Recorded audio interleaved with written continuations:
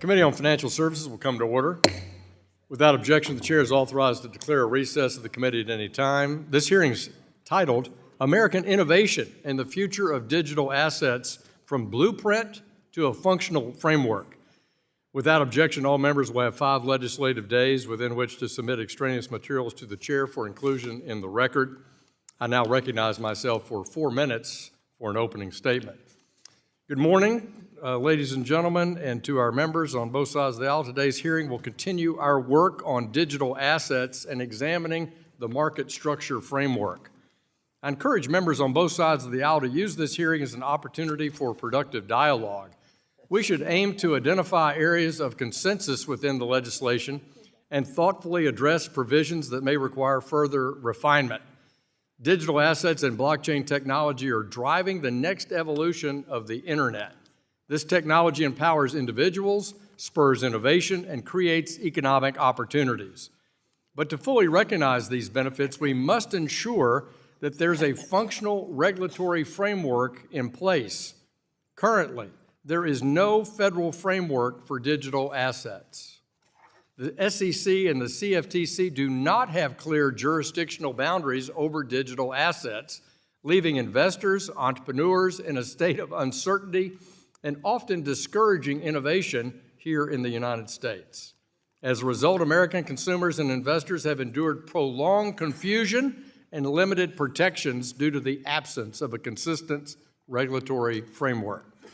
Companies have asked and even sued the Securities and Exchange Commission to provide them with clarity they need to comply with current regulations. Others have even moved their operations out of the U.S. to avoid dealing with the SEC's regulation by enforcement approach. I've worked diligently on the Clarity Act with House Ag Committee Chairman G.T. Thompson and members from across the House of Representatives that have an interest in providing much-needed regulatory clarity for market participants and innovation. Our bill establishes a clear, codified exemption pathway for digital commodity projects to raise capital, support secondary market trading of these assets, enables SEC-registered entities to participate in digital commodity markets, and much more. Ultimately, this is about protecting American consumers, encouraging innovation at home, and ensuring that the U.S. leads in the future of digital assets. We started this Congress with a joint press conference with Senate chairs Tim Scott in banking, John Bozeman in agriculture, alongside my partner here in the House, Chairman G.T. Thompson of the House Ag Committee. We committed to provide functional rules of the road for the digital asset ecosystem. The discussion here today is a critical part of that journey, and I look forward to an informed conversation on how digital asset market structure legislation can deliver meaningful protection and benefits for our constituents and for the innovation technology across our economy. With that, I yield back.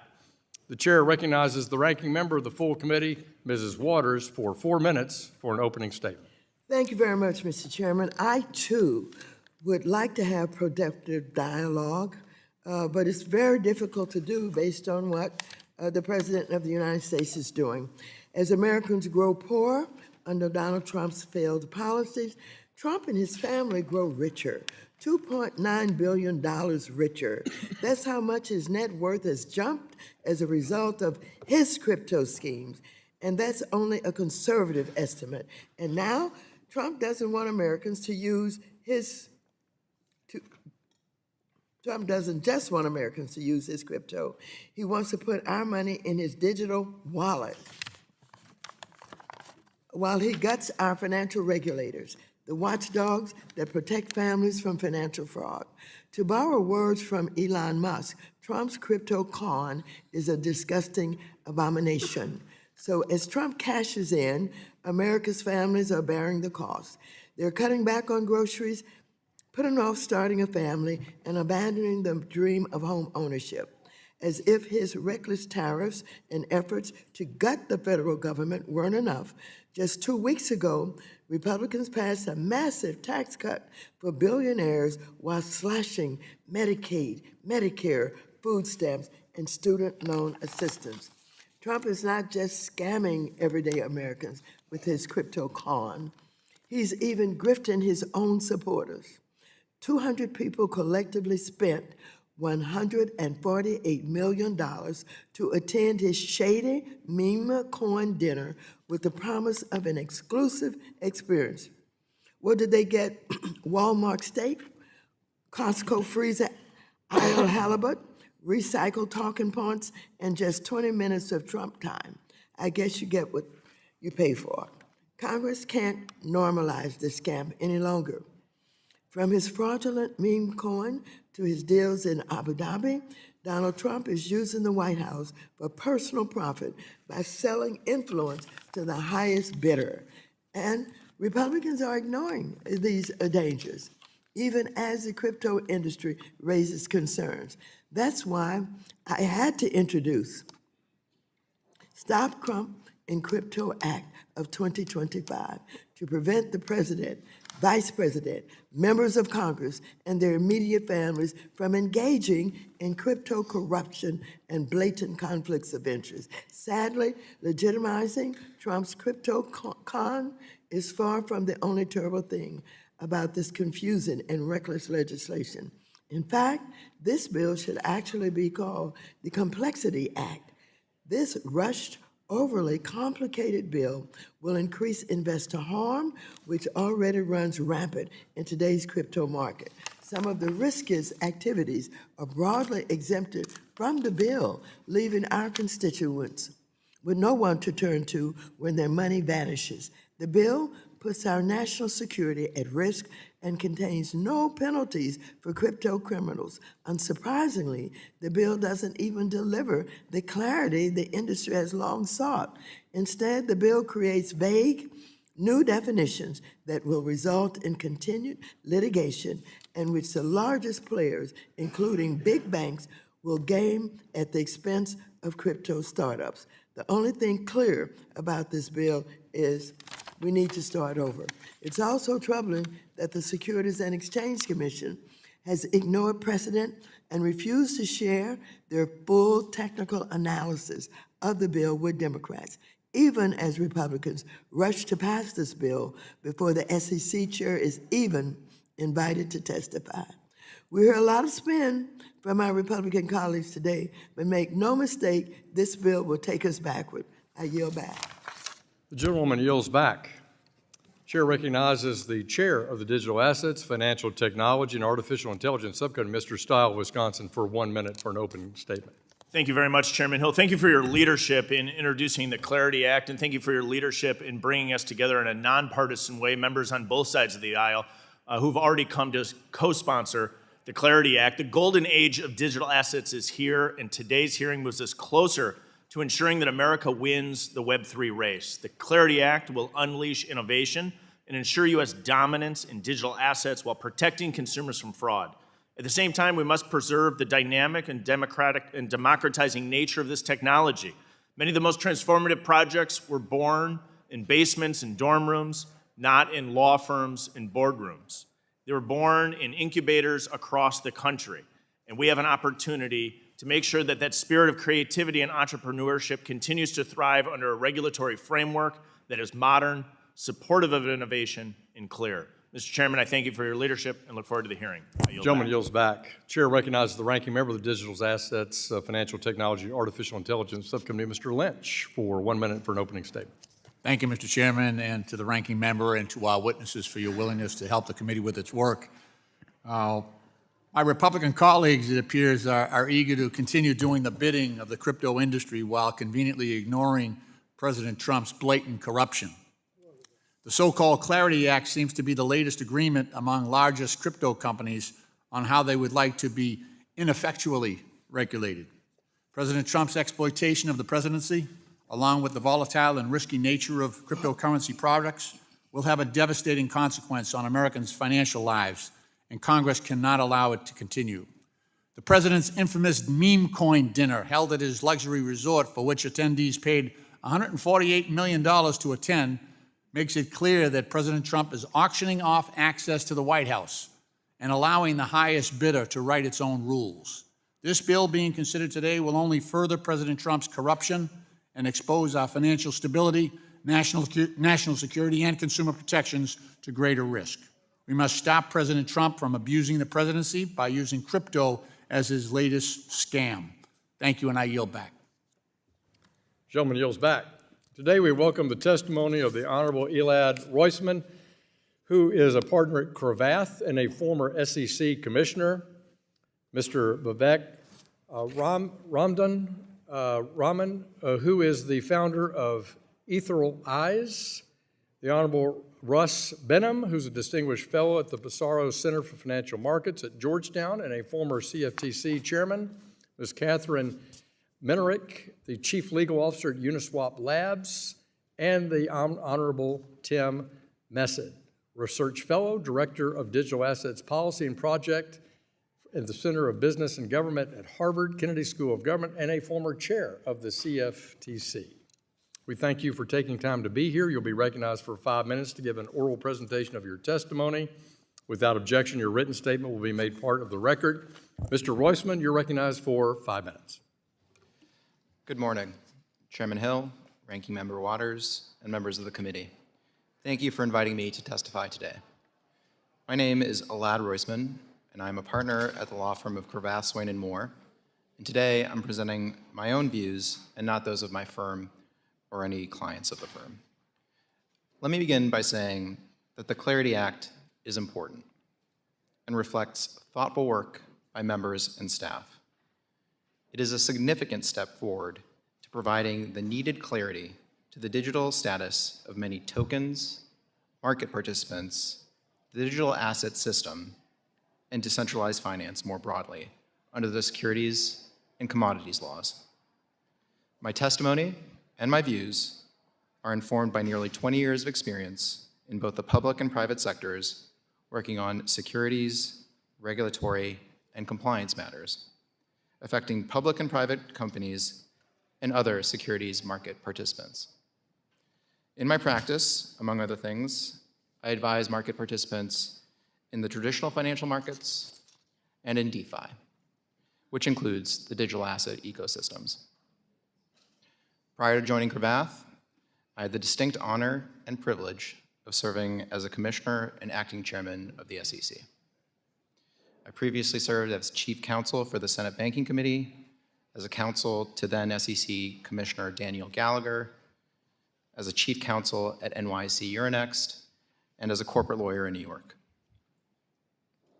I believe that digital assets, blockchain, and DeFi are some of the most interesting and exciting developments in financial innovation. Unfortunately, both Congress and federal regulators have not kept pace with innovation. And as a result, there is significant uncertainty regarding the status and regulation of digital assets. Of particular concern for market participants is the scope of the SEC's remit, authority, and jurisdiction over digital assets. Although the SEC has made attempts to provide regulatory clarity, most notably in recent months, it's primarily known for enforcement actions. For many in the digital asset industry, the SEC's focus on enforcement without first providing clear guidance has been viewed as regulation by enforcement. But as SEC Chairman Atkins recently remarked, it is a new day at the SEC, explaining that policymaking will no longer result from ad hoc enforcement actions, and that instead, the Commission will utilize its existing rulemaking, interpretive, and exemptive authorities to set fit-for-purpose standards for market participants. I applaud Chairman Atkins for this approach. In addition to the recent efforts of the SEC and the CFTC, congressional action is needed. The legislation's name sets forth what it's trying to provide, namely clarity. The bill will do so by providing statutory definitions to key concepts and terms, as well as delineating what's in the remit of the SEC and what's in the remit of the CFTC. Again, I applaud Congress's attention to these matters. Thank you for inviting me, and I look forward to your questions. Thank the gentleman. Mr. Rubdon, you're welcome, recognized for 5 minutes. Chairman Hill, Ranking Member Waters, and distinguished members of the committee, thank you for the opportunity to testify. My name is Vivek Raman. I'm the co-founder and CEO of Etherealize. We founded Etherealize to transform U.S. capital markets for the 21st century. Our team is a powerhouse of Wall Street veterans combined with the best technologists across the Ethereum ecosystem. We are ready to push forward new financial innovation in the U.S. Previously, I traded credit on Wall Street at Morgan Stanley, UBS, Deutsche Bank, and Nomura. During my time there, I saw two things. One, that the U.S. is the undisputed leader in the global financial system. And two, much of this system still operates like it's in the Stone Age. Today, it can take days to send money and weeks to finalize trades. Hundreds of billions of dollars of value still flow through paper, faxes, and manual spreadsheets. Now, at last, the technology solution for a one-time upgrade to the US capital markets is sitting right in front of us. Public blockchains allow for programmable dollars that settle in seconds, for global ledgers that allow real-time regulatory oversight, and for global access that extends opportunity far beyond Wall Street. So what's the problem? Over the last several years, blockchain innovation in the US was unfairly penalized. That greatly undersold the potential of blockchains and pushed innovation offshore. The Clarity Act can change that trajectory. It gives much needed regulatory certainty, including defining investment contract assets and clarifying SEC and CFTC jurisdiction. It provides America a launch pad for the next generation of financial infrastructure and ensures that the payoff stays here with US jobs, US tax revenue, and US technological leadership. The private sector already sees this. BlackRock, Franklin Templeton, Fidelity, Deutsche Bank, UBS, and many more are already building on Ethereum because it is the most secure and most decentralized settlement layer in the world.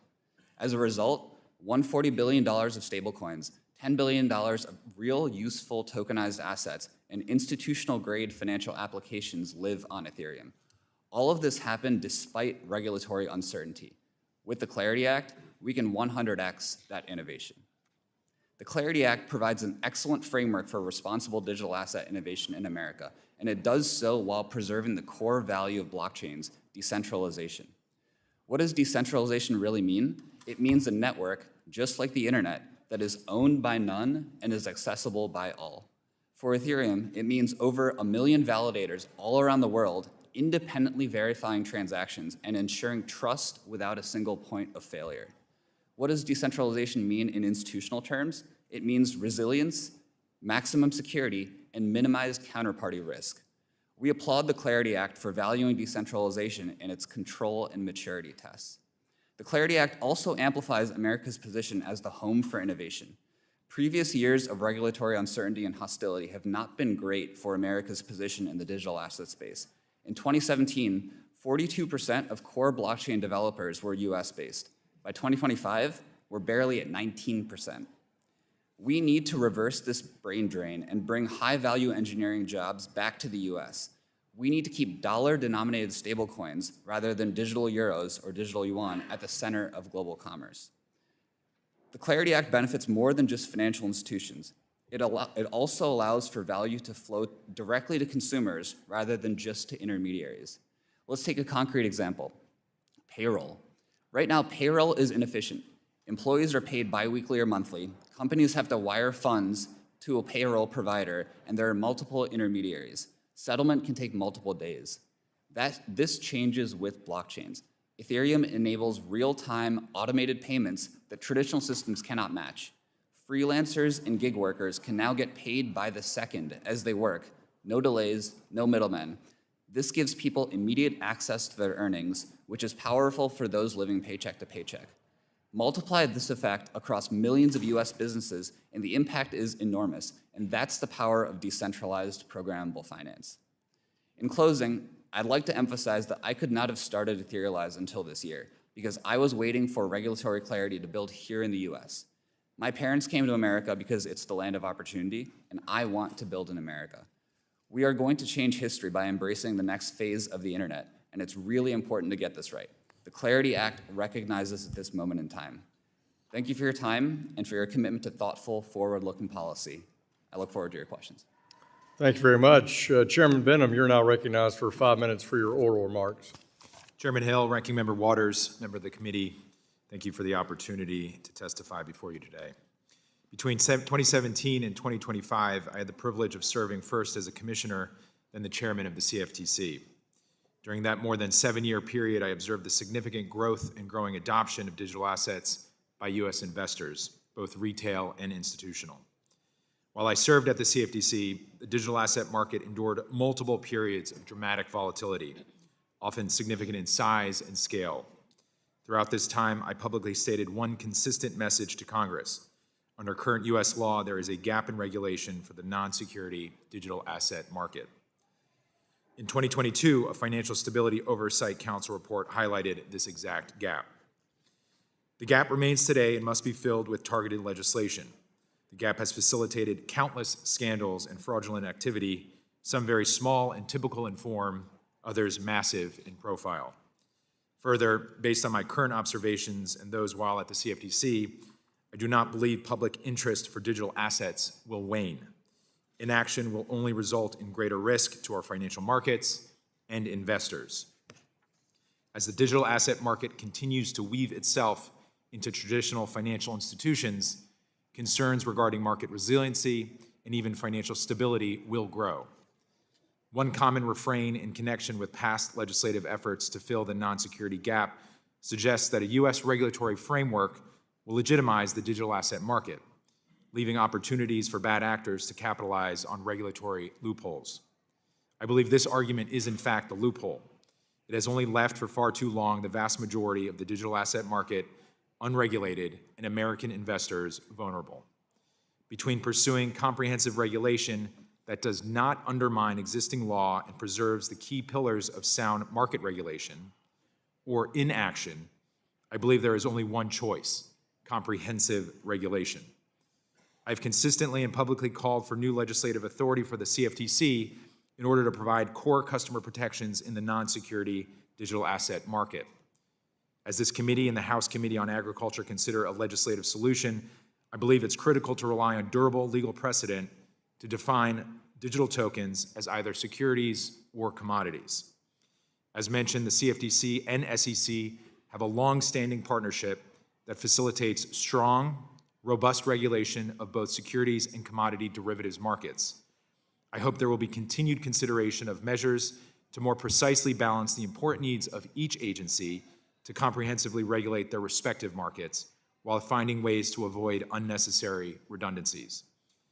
As Congress continues to consider legislation to fill the regulatory gap, I'd like to focus attention on the components of a regulatory framework that would ensure U.S. market regulators have the necessary tools. The CFTC and SEC have been involved in the digital asset market for over a decade, at the forefront of many of the most complex and historic enforcement cases, and also working closely with other state and federal authorities. The CFTC's principles-based oversight model has served its regulated markets well, striking an appropriate balance between outcomes-based requirements and measured flexibility to meet those outcomes, serving as a solid foundation to build transparent and resilient markets. Second, the law and regulations are only as strong as the agency and personnel that enforce it. Appropriate funding, which includes technology and human capital, is necessary to meet the mandate of any legislatively enacted regulatory program. Third, a sensible disclosure regime is needed for non-security tokens to ensure investors are aware of risk of loss. Fourth, a reliable self-regulatory organization has been critical to the success of both the CFTC and SEC for decades and should be a component of any framework. Fifth, it's essential that legislation provide comprehensive authority for anti-money laundering, know your customer, and a customer identification program built off of existing requirements for market participants. Finally, a comprehensive education and outreach program to support all investors, including the most vulnerable among us. We need to act thoughtfully but with urgency to fill this regulatory gap. I thank the chairman, ranking member, and members of the committee for your focus in this area and look forward to answering your questions. Thank you, sir. Ms. Minerick, you're recognized for 5 minutes for your presentation. Thank you, Chairman Hill, Ranking Member Waters, and members of the committee. It is an honor to be here today with you. I'm Catherine Vanerick, and I'm from Chicago, Illinois. I'm the Chief Legal Officer at Uniswap Labs. Uniswap Labs has always been an American company, and we want to stay in America for the long term. Many of us in the industry are grateful for the bipartisan and detailed work put in by this committee and your staff members on the proposed Clarity Act. This draft is grounded in several important principles already, including recognizing that different crypto technologies present different risks and different benefits, which means they require different legal treatment, and also prioritizing the experience of everyday users of this new technology. These principles are not ideological. Just like crypto itself is not ideological, it is a neutral technology that anyone can use. Uniswap Labs is a pioneer of decentralized finance, or DeFi, which is just one part of the broader crypto landscape. I believe that one of the most important benefits of crypto technology is that it can be a check on the deficiencies of the traditional finance system today. And the promise of DeFi in particular is a future where users have more choice and more access to the financial system as a whole, where users do not have to give up custody or control of their own assets to a third party when they don't want to. This would open the door of financial access to many Americans underserved by traditional finance today. That promise is exactly what drew me and so many others to this industry. But America is at risk of falling behind. Every other major economy from the EU to the UK to Singapore has already taken steps to provide regulatory standards in the digital asset industry. But here at home, regulation by enforcement and the tactics of the last few years have created so much more uncertainty, not less. It has driven up costs and driven good actors and cutting-edge innovation overseas. Good actors cannot succeed when the law is a moving target. So I believe that time is of the essence for market structure legislation. If you believe in the promise of crypto technology, then I think you should want legislation like this so the most important innovation has space to grow responsibly here in America. But even if you are deeply skeptical of crypto, I truly believe that you should want legislation like this too. This bill may not answer every question. I still have questions, but it does more to protect the public than the status quo. It does more to make space for good actors in the industry. And this is a bill that we can build on for the better, for the long term. The proposed BRCA and FTPA are both companions that fit right alongside the Clarity Act. America as a country has always been a believer in the possibility of transformational change and not assuming the worst of those who forge those new paths.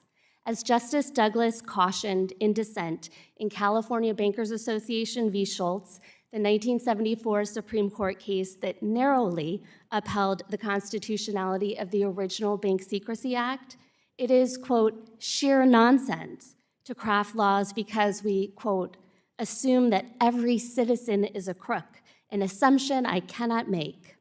I urge Congress to legislate based on facts, not assumptions about our industry as a whole. Uniswap Labs is committed to supporting legislation that enables the best innovation, responsible innovation in America, that protects everyday users and protects good faith developers. If there are more conversations to be had with any of you or your staff about our vision or our technology, please ask and we will show up anytime. Thank you for the invitation, and I look forward to your questions.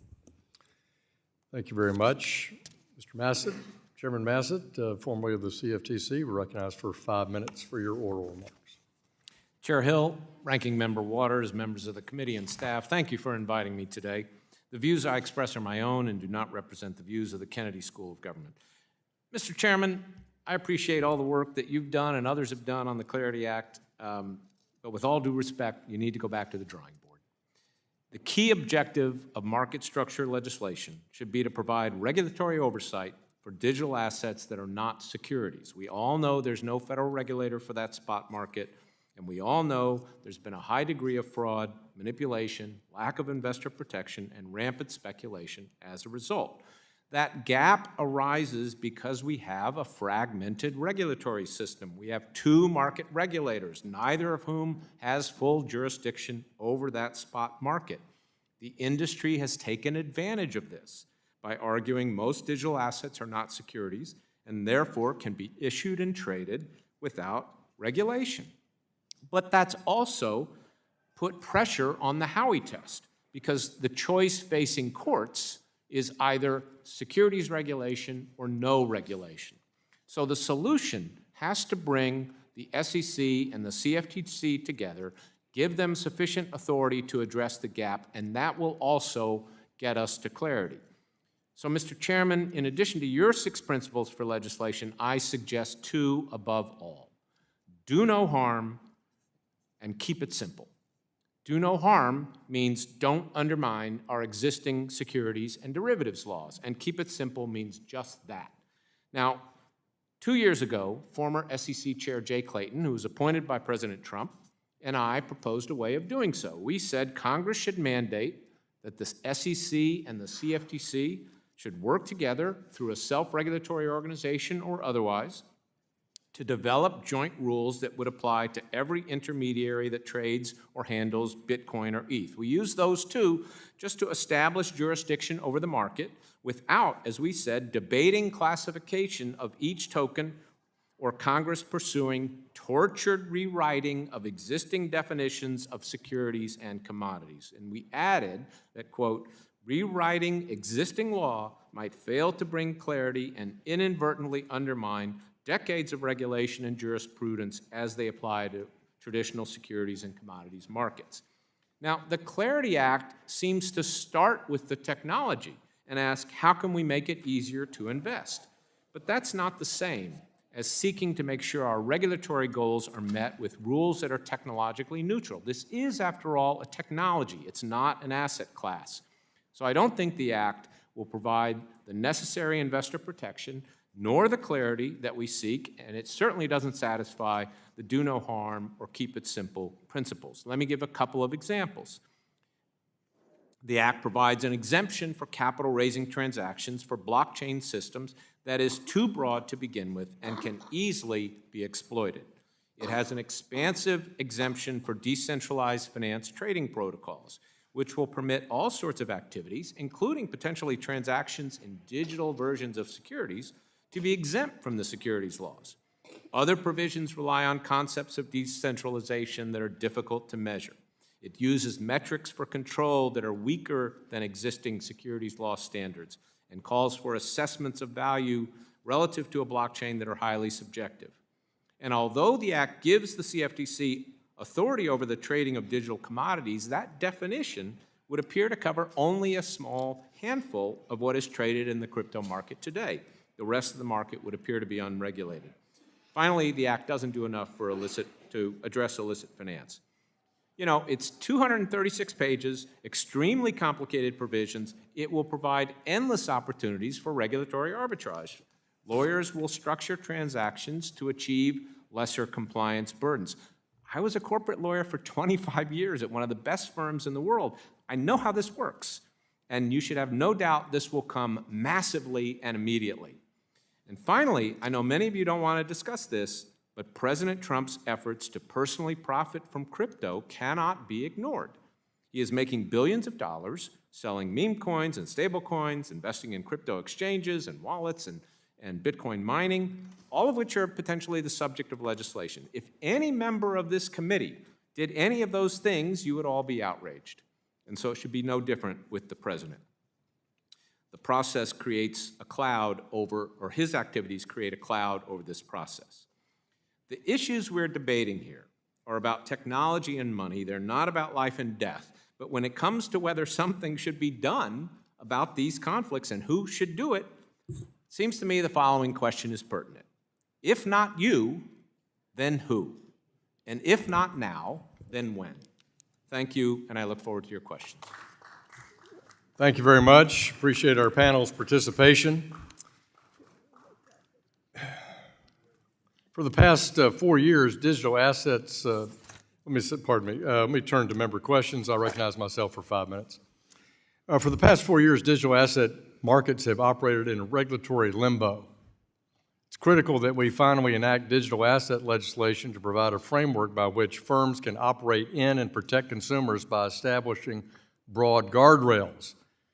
I have to say this was made quite clear in President Biden's executive order on the regulatory gaps that have been referenced by our panelists today, both on spot market for Bitcoin, for a dollar-backed stablecoin, and certainly for clarity for what's a security and what's a commodity for purposes of CFTC and SEC rulemaking and oversight. But if we don't have legislation at the end of the day, rules can be undone by subsequent administrations and guidance can be rescinded with the stroke of a pen, which is why we're working so diligently on a bipartisan basis to craft legislation for both that dollar-backed payment stablecoin and market structure. So, Mr. Roisman, let me start with you. If Congress were to only enact stablecoin legislation in this session, would we be leaving the door open for more regulation by enforcement for the digital asset ecosystem in just a few years down the road? Thank you for the question. I think it's imperative that Congress provide clarity in this space. It's not enough to sort of work on just stables. The market structure is sort of a critical component because it touches upon every facet of it, whether you're a market intermediary, a consumer, or an issuer. These are the questions that everyone's asking. Am I scoped in or out? And what the Clarity Act, is a significant step forward to. It gives insight to people about whether they're going to be scoped into the securities laws or the commodities laws. And as Mr. Rahman spoke previously, this gives him comfort in continuing to keep America at the forefront of innovation.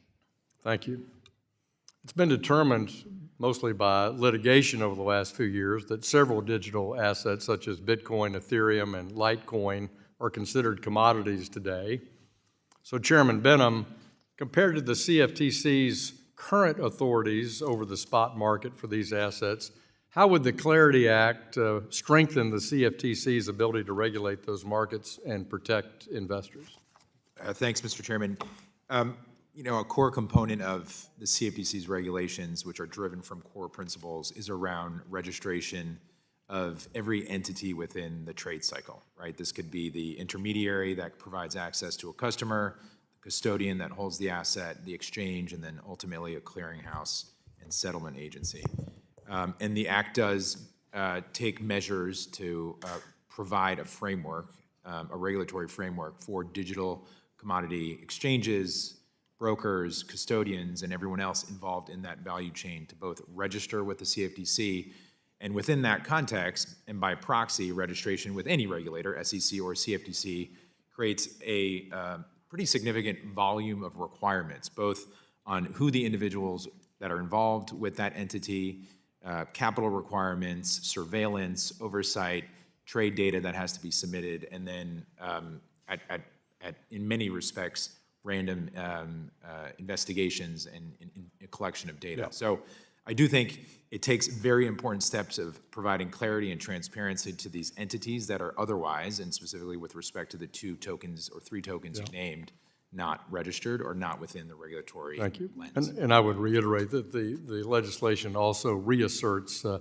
all the anti-fraud and anti-manipulation protections by both regulatory agencies over anything in their purview. So I think that needs to be restated as well. Asset classification has also been a long central challenge in digital asset markets and has fueled a jurisdictional debate that we're talking about between the CFTC and the SEC. And Congress has been working hard to bring clarity to this space since 2018. The Clarity Act addresses these issues by establishing clear, positive definitions of what is a digital commodity, and while some digital assets as tokenized stock or clearly securities, many other remain in gray areas, which is, again, why I believe this law brings more clarity than perhaps my friend Tim thinks. Mr. Roisman, can you explain how the Clarity Act reduces uncertainty by clearly defining digital commodities and outlining regulatory jurisdiction? Quickly. Quickly, it defines a digital commodity as a digital asset that's intrinsically linked to a blockchain system and its value is based on its use. That is scoped out of the securities laws, so people understand that they're going to be under the purview of Thank you. the CFTC. Appreciate the panel's engagement. Let me turn to the ranking member for her questions. Thank you very much, Mr. Chairman. I'd like to address this to Mr. Mossad. First of all, let me just say that I think the jurisdictional issue could be settled at some point. It's been talked about for a long time. But I don't know how we get past the corruption that has been created by this president to do any so-called clarity. The clarity must be whether or not the President of the United States and his family are going to own and control crypto. President Trump has had several foreign actors get involved in his crypto ventures. For example, on May 1st, one of Trump's companies, World Liberty Financial, announced that an Abu Dhabi-backed investment firm would make a $2 billion investment using Trump's stablecoin, USDI, in the crypto exchange Binance. This decision alone made Trump's coin one of the top 10 stablecoins in the world. Later that same month, World Liberty Financial signed a letter of intent with the Pakistan Crypto Council, quote, to accelerate blockchain innovation, stablecoin adoption, and decentralized finance integration across Pakistan, end quote. Shortly after Pakistan and India agreed to a ceasefire at President Trump's urging, which does not seem coincidental. Now, my understanding of the Complexity Act is that it does nothing to stop Trump from making these deals. Do you agree? And what are the risks to our national security in that case? Thank you, Congresswoman. It's a great question, and I agree with you on the risks. You know, when I was the chair of the CFTC, I couldn't even buy Bitcoin, and we didn't have the authority over the spot market. So here we are with a president that's engaging in all of these activities. It's clearly a taint on the industry. It clearly, I think, makes people think that, gee, is this crypto a game that's just rigged and those who have influence, those who have connections win? And in terms of the national security concern, yes, we cannot tell now to what extent is the president doing something because it's in America's best interest or because it's helping promote his personal enrichment. So I think we have to address this. I don't see how we can move forward and try to create a framework for this industry if we don't do that. We have this market structure bill before us that we're talking about. Is there anything in the market structure bill that would absolutely prohibit the President of the United States, the cabinet members, members of Congress, et cetera, from owning and controlling crypto? I don't see anything in the bill. There are obviously ethics laws that apply to members of Congress. I don't know whether they prohibit ownership. I wouldn't be against people owning these assets in a limited amount. I think that helps you understand the market. I think it was unfortunate that we actually couldn't. But to invest in these activities and invest in businesses, especially at the level that the president is doing, is clearly a conflict and clearly a problem. Well, you know, we have laws against, for example, insider trading. This is worse. How is it we could be concerned about members of Congress, et cetera, having insider information in trading and not be concerned about this ownership? I agree, and you know, I think we may have seen that with the meme coins. The meme coins were released. Some people seemed to know that was coming, and they bought at a low price, and then the price shot up, and then it fell back down. I think you have to address this. I don't see how we can say that we're promoting innovation and this is going to transform the financial system unless we do that. What are we opening up by allowing foreign countries to be in the relationship that I just described with the president? Perhaps the greatest spokesman for this industry is Vitalik Buterin, the creator of Ethereum, and he described the meme coins as the perfect vehicle for unlimited bribery, because someone can buy the meme coins, which benefits the president personally, yet they can claim that they were just speculating on the asset. We don't Gentlewoman's have the time has transparency to expired. know. Thank you. Thank you very much. I Chair appreciate your- recognizes the gentleman from Michigan, the vice chair of the full committee, Mr. Heisinger, for 5 minutes. Thanks, Chairman Hill, and I got to tell you before I get to my questions, I want to say a couple of things. One, I've been proudly involved in this issue for a decade, having been former chair of the Capital Markets Subcommittee, having been involved in oversight and investigations. This is the future, and we better get our act together.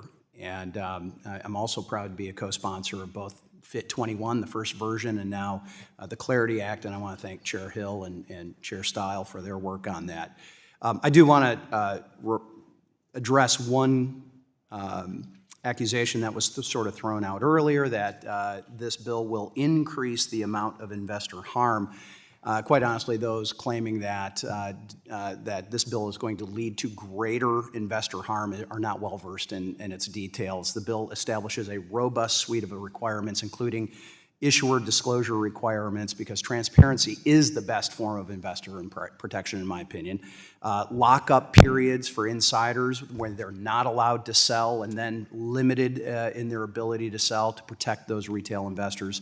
Clear standards for custody and segregation of customer funds, and listing standards for digital commodity platforms. Ms. Minarek, you are absolutely right. The status quo does not offer the protections, and as you had said, crypto should be nonpartisan. You said legislate based on facts.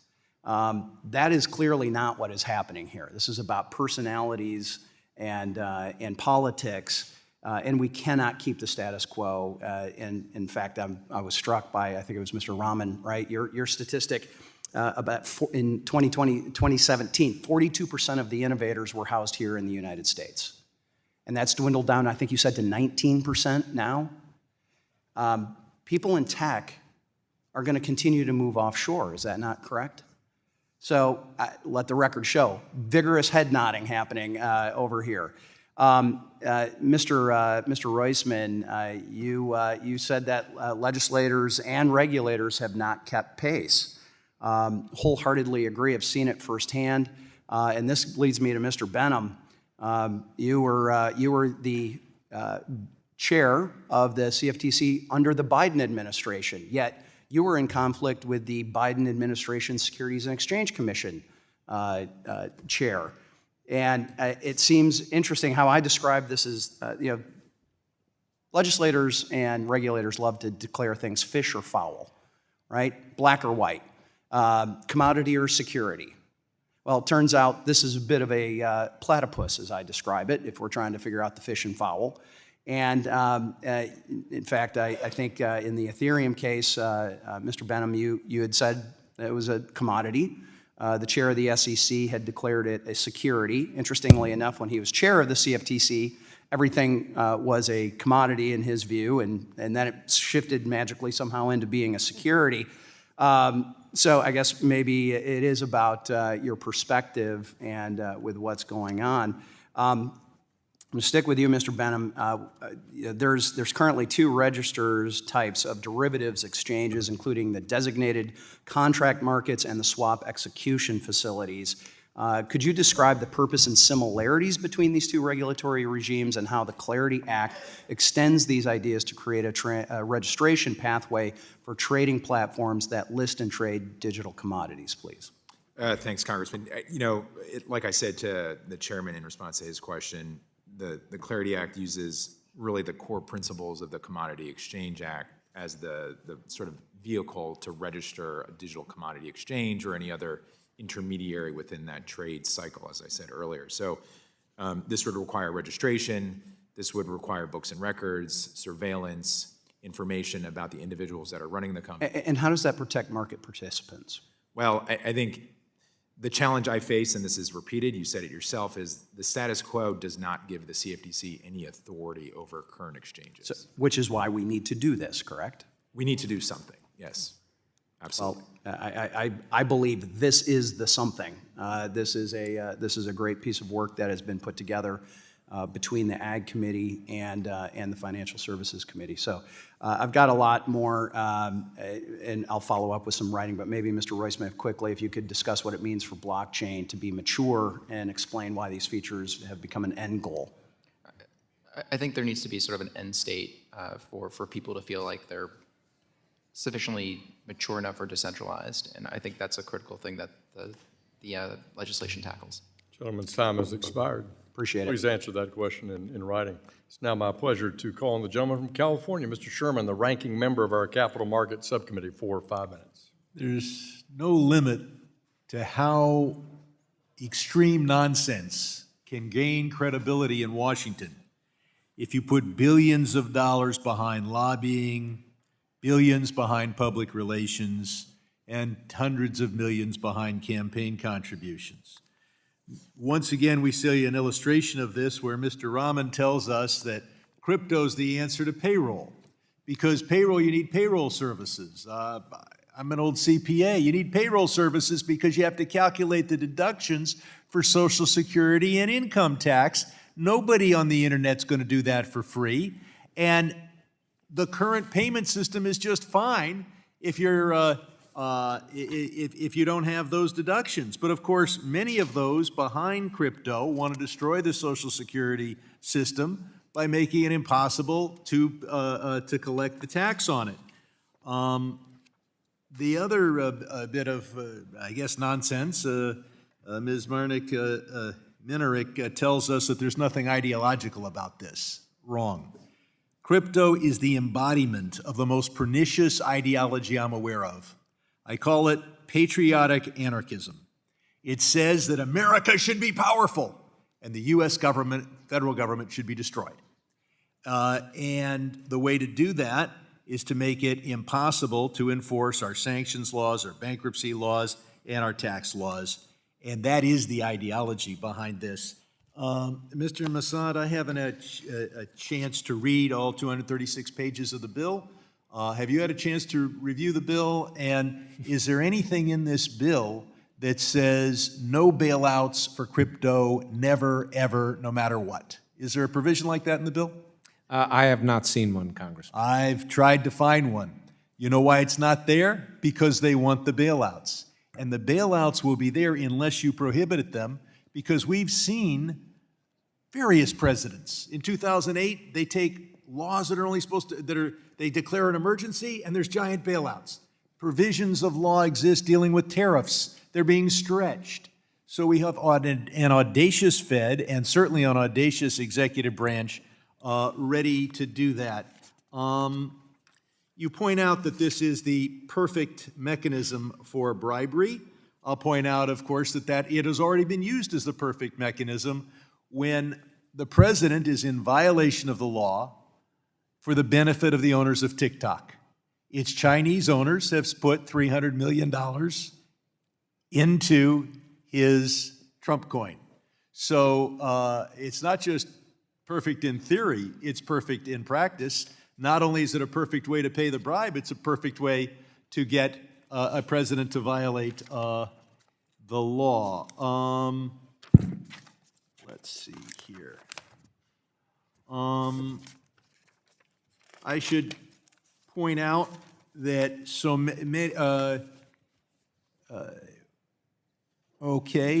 is there any provision in the bill, Mr. Assad, that says that U.S. tax dollars cannot be spent to buy crypto?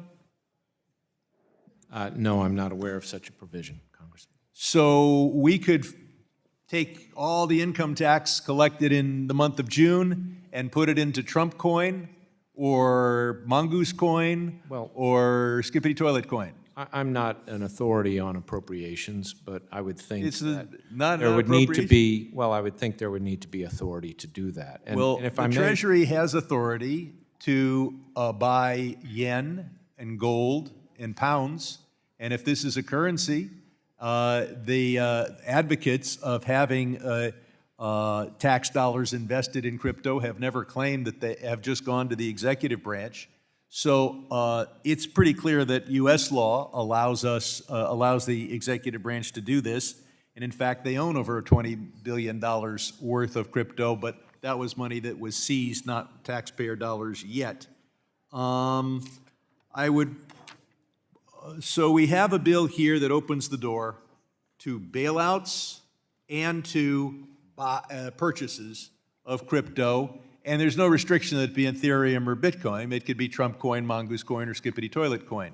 So I look forward to working with my colleagues to improve the bill, and I'll yield back. The gentleman yields back. The gentleman from Oklahoma, Mr. Lucas, who's also the chair of the Task Force on Monetary Policy, is recognized for 5 minutes. Thank you, Mr. Chairman. And I want to start by following up with Mr. Benham on a few topics we discussed the last time you were before the House Agriculture Committee. You said during our last conversation that one of the benefits of cross-agency collaboration, like the Clarity Act, aims to promote is the market participants are able to utilize portfolio margining and other netting mechanisms to manage their balance sheets if they have exposure to products that have similar risk. Can you expand on your testimony? Why is it important for CFTC and SEC to collaborate even as we maintain bright lines of each agency's authority and clearly define jurisdictional boundaries? Thanks, Congressman. As I said before, and you and I have had this discussion, two different market regulators, a lot of assets in different buckets of jurisdiction, but a lot of participants that invest and get exposure in both markets. And with that exposure, you can have net gains, net losses, and I think it's important to have those margining benefits, which will require both agencies to work together to create a rule set that as a regulatory community, whether it's a capital requirement or a margin requirement, to reduce some of the cost of investing if the net portfolio is either neutral or does not have as much exposure in one area as another. And this, I think, is a product of long collaboration between the two agencies. I think it enables market participants to recognize what their balance sheet costs are, and ultimately, it's a way to synergize the two agencies despite having two different market jurisdictions. Continuing with you, Mr. Benham, on a related topic. The last time we spoke, you said that capital restraints were one of the biggest barriers to entry for participation in the Treasury market. As chairman of the Task Force on Treasury Markets, I'm particularly focused on ensuring that our debt is attractive to market makers. Would you say, in the spirit of your last answer, that allowing netting mechanisms for assets like Treasury cash, futures, and repos would reduce those capital disincentives? Short answer is yes, but I would emphasize, and I've said this to you as well, Congressman, capital is a cornerstone of market regulation. Capital requirements were a cornerstone after the financial crisis. It's important that regulators have that capacity to charge and assess capital, but if done in an efficient way, it can create more flow of capital to markets, which I think ultimately improves liquidity, shortens spreads, and creates a better ecosystem for Treasury markets in the case of the question you asked. Mr. Rossman, would you like to comment on that topic also? I would just agree with Mr. Benham. I think, first, capital is a cornerstone, but two, there's clearly room for improvement. Okay.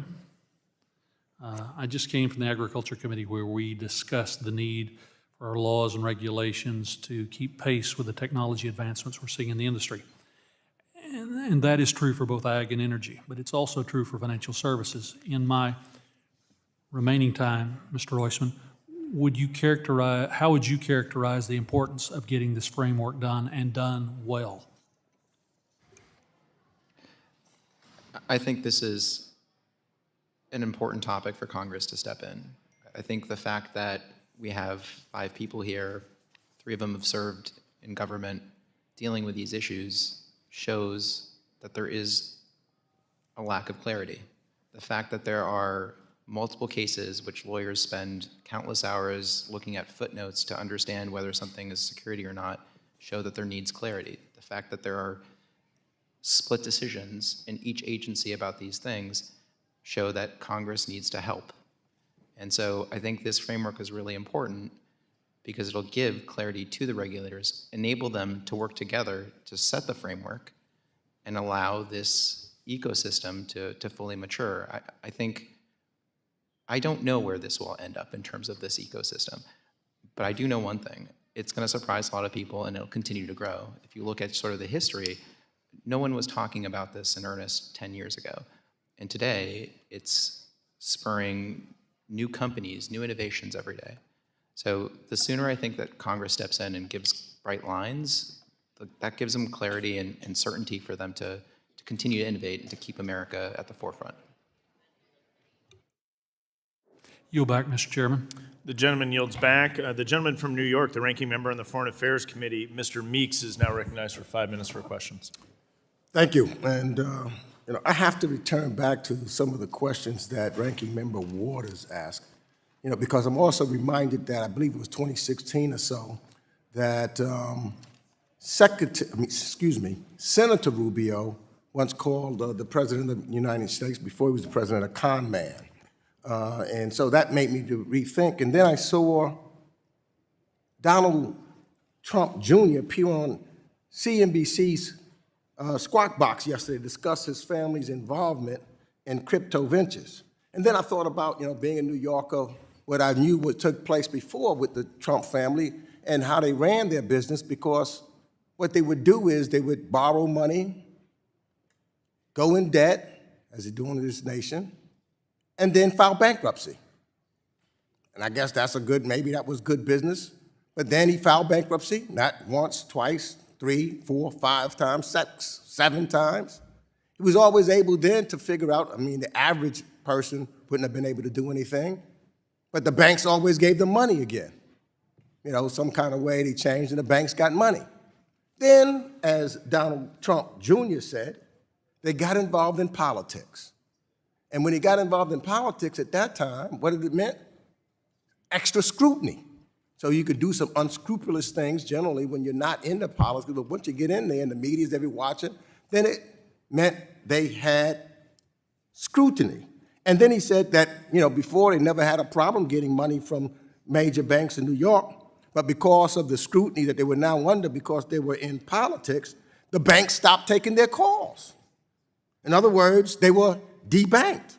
And he went on to say that this experience gave him a new perspective, one that supposedly mirrored the plight. Now he's trying to be a regular guy, because the regular guy couldn't have done what they've been doing all along, but now he's a regular guy, shut out of the financial system. And what's their solution? Bingo, crypto. So let's be clear. What Donald Trump Jr. was saying was that traditional financial institutions deem the Trump family now too risky to do business with, not because they were underprivileged, but because of a long history of questionable financial practices, litigation, and ethical red flags. And those red flags are back up again. And so instead of reassessing the Trump family, instead of reassessing their behavior, they sought a workaround, a loosely regulated, speculative market where they could once again profit, not in spite of the lack of oversight, but because of the lack of oversight. And what he failed to mention was, while painting himself as a victim of the very system he once benefited from, is that the Trump family has used this pivot to run what amounts to be a classic pump and dump scheme, where their meme project wasn't about democratizing finance, it was about exploiting hype, fleecing retail investors, and enriching themselves under the guise of populism.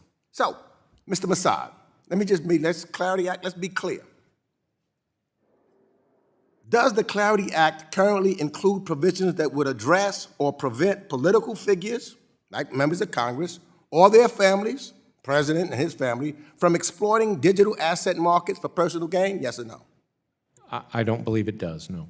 Well, does it include language that would limit the substantial investment from foreign entities that the Trump's crypto ventures have enjoyed thus far? No, I don't believe so. Okay. And well, if not, how difficult would it be to incorporate these safeguards into the Clarity Act? Is that very difficult? Would that be difficult to do? No, I don't think it would be. So now I'm just puzzled because I'm wondering whether my colleagues on the other side, if the person or the family that was doing it was called the Obama family or the Biden family, would they appreciate or just allow this type of behavior to include? I'm not going to, you don't have to answer that question. We know what that answer is. I think all of America knows what that answer is. They would be standing up here going crazy. And I apologize because, frankly, I'm frustrated. The president has put us in a position where his actions are so egregious that we have no other choice but to focus on him today. And it is a distraction. I wish I could be just talking about the bill responsibly so that we could try to make sure that we can push this thing forward. But the president doesn't allow us to do that. The gentleman's time has expired. The gentleman from Indiana, Mr. Stutzman, is now recognized for 5 minutes. All right, thank you, Mr. Chairman, and I want to just thank the committee and the panel for your work on this particular issue. Digital assets, cryptocurrency, and this entire space can be very complicated and hard to understand all the time. And so I know for myself, even though I've been talking about this issue for quite some time, it's still always something that I'm learning, and appreciate this committee's work to pass legislation that promotes innovation but also ensures that consumers are protected. So it's really a remarkable time for us here in Congress to be working on the digital assets guidelines, and we're really at the forefront of this discussion, even though this has been going on for quite some time, and President Trump, of course, is willing to help lead this discussion. Several of my colleagues have been working on this for a while, and it's important. One of the concerns that have been addressed in the Clarity Act is the differences in traditional capital raising efforts. And Mr. Roisman, I'd like to come to you with a question. So this legislation addresses ongoing disclosure and transaction obligations to address distinct risk associated with a project before it reaches maturity. In the Clarity Act, there is a maturity test for the blockchain network. Mr. Roisman, can you describe the role and purpose of this maturity test and explain, in your view, why it is important to have such a construct in this legislation? So the maturity test, I think, is a critical component to allow both issuers who have a project that may want to take advantage of the exemption you sort of described earlier, and give guidance to the regulators of at what point is the end state for them actually succeeding. I think the key part of this is there needs to be a conscious or a delineated sort of way for people to understand when their obligations cease. And I think it's unique in that it's not, I think, static. I think you can have the regulators, as I think they're required to provide sort of their own rules on it, contemplate the future case of these projects. To your earlier point, I think the exemption, which falls under, I think, new 4A8 under the Securities Act, I think is a thoughtful way to enable projects to get access to capital and ordinary investors to participate with, I think, important customer protections. And as you mentioned, things that purchasers will need to be provided, and the SEC will provide rules on that, things like risk factors, information on the economics. Mr. Huizenga talked about this earlier, there's going to be requirements on insiders, limitations. So I think this is a thoughtful way for Congress to try to address this issue. To follow up on that, this legislation also imposes higher standards on related persons and affiliates to a digital asset project as it relates to secondary market trading. Could you describe why these higher standards and also explain what their purpose is? So my reading of it is you don't want insiders to have, ability to quickly sell out of positions when there's people who have less information than they do. I think, I commend the committee for laying out a lot of these, or for the legislation for laying out a lot of these requirements. I also commend them for thinking that, the regulators will be able to iterate on these. Do these follow up, or do these correlate with requirements in existing securities laws at all? A lot of them do, yes, sir. Yeah, all right. Mr. Rama, would you like to comment at all on any of those remarks? I've got about a minute left here. Absolutely. I'd love to say how thoughtful and detailed this proposed legislation is. Blockchains are not companies. Blockchains are technology, and blockchains like Ethereum are the next internet. So innovation is going to happen on them, whether it's here or abroad. And I think there has to be a standard for different kinds of blockchains. The maturity test is an excellent way to distinguish that. Maturity goes back to decentralization. This whole ecosystem is meant to upgrade the financial system and make it safer and more transparent and more auditable and more able to regulate. And that's what these conditions let you do. So I applaud the efforts there. All right, thank you both. I'll yield back. Gentleman yields back. The gentleman from Georgia, Mr. Scott, is recognized for 5 minutes. Thank you very much. Let me start off by agreeing with Ranking Member Waters. This is terrible. This is a framework that we are being presented with today.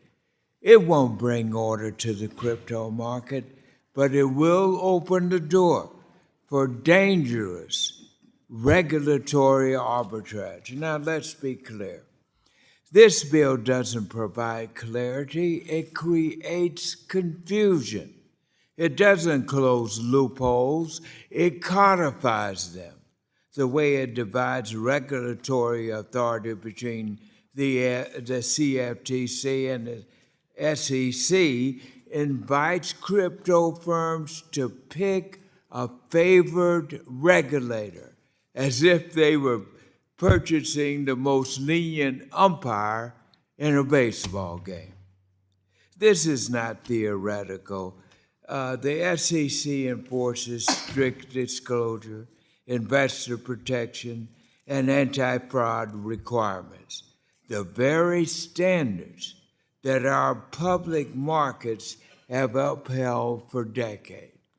So, Mr. Chairman Bassad, I really respect you, and the nation respects you, and we worked together over a number of years. So, how will the bill's different standards for two very similar digital financial products undermine this nation's regulatory consistency? Thank you for the question, Congressman. I agree with you that we don't want to have two different rule books here. We've got to bring the agencies together. And look, I'm sympathetic to the fact that there are areas where there's not clarity. Some of those pertain to customizing rules, such as rules pertaining to custody, clearance and settlement, and so forth, to make them technologically neutral. It's disappointing that the SEC didn't do that before. Some of those go to when is a digital asset not a security, and we need the agencies to work together on that with some maybe general principles from Congress. So Congress needs to mandate that the agencies work together. Congress needs to give them the authority to fill the gap, but you need to do that in a way that makes the message clear. We don't want to undermine the existing securities and derivatives market framework. And Chairman, how likely is it that this bill will place firms at the risk of non-compliance or enforcement, depending on how the asset is later classified? Well, I think the danger is, again, as you put it, is it going to create confusion? I think it's really going to cause a lot of lawyers to spend thousands of hours figuring out, how they can structure transactions to get the minimal compliance burden. And that may mean, Yeah. using the mature blockchain test. Even Commissioner Hester Peirce has talked about how a safe harbor like that, not with specific reference to the Clarity app, but with something very similar, can be gamed, can be used by people who aren't, doing blockchain. So that's the risk. Yeah, and given that the CFTC has not been formally reauthorized since 2005, the lack of dedicated funding for this new crypto mandate is very concerning. Keeping these dynamics in mind, what are the real world consequences that we face in our financial system at risk from limited funding? Excellent question, Congressman, and you know well from our past discussions how critical this is. The CFTC is an agency with huge responsibilities, but a very small budget. And we're talking about potentially giving it jurisdiction over these very large crypto markets, very complicated markets, at the same time that it has the responsibility to make sure our clearinghouses, which are of systemic importance, are safe. Is it going to be able to continue to do all those things unless you give it adequate resources? I am very, very concerned about that. I know former Chair Benham is as well. Thank you very much, and I am as well, too. The gentleman's time has expired. The gentleman from Texas, the chair of the Small Business Committee, Mr. Williams, is recognized for 5 minutes. Thank you, Mr. Chairman. And currently, the rules around digital assets are confusing and inconsistent.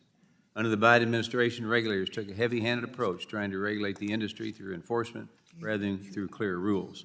Under existing law, developers, investors, and businesses don't know which agency is in charge or which rules apply, and that has caused some real problems.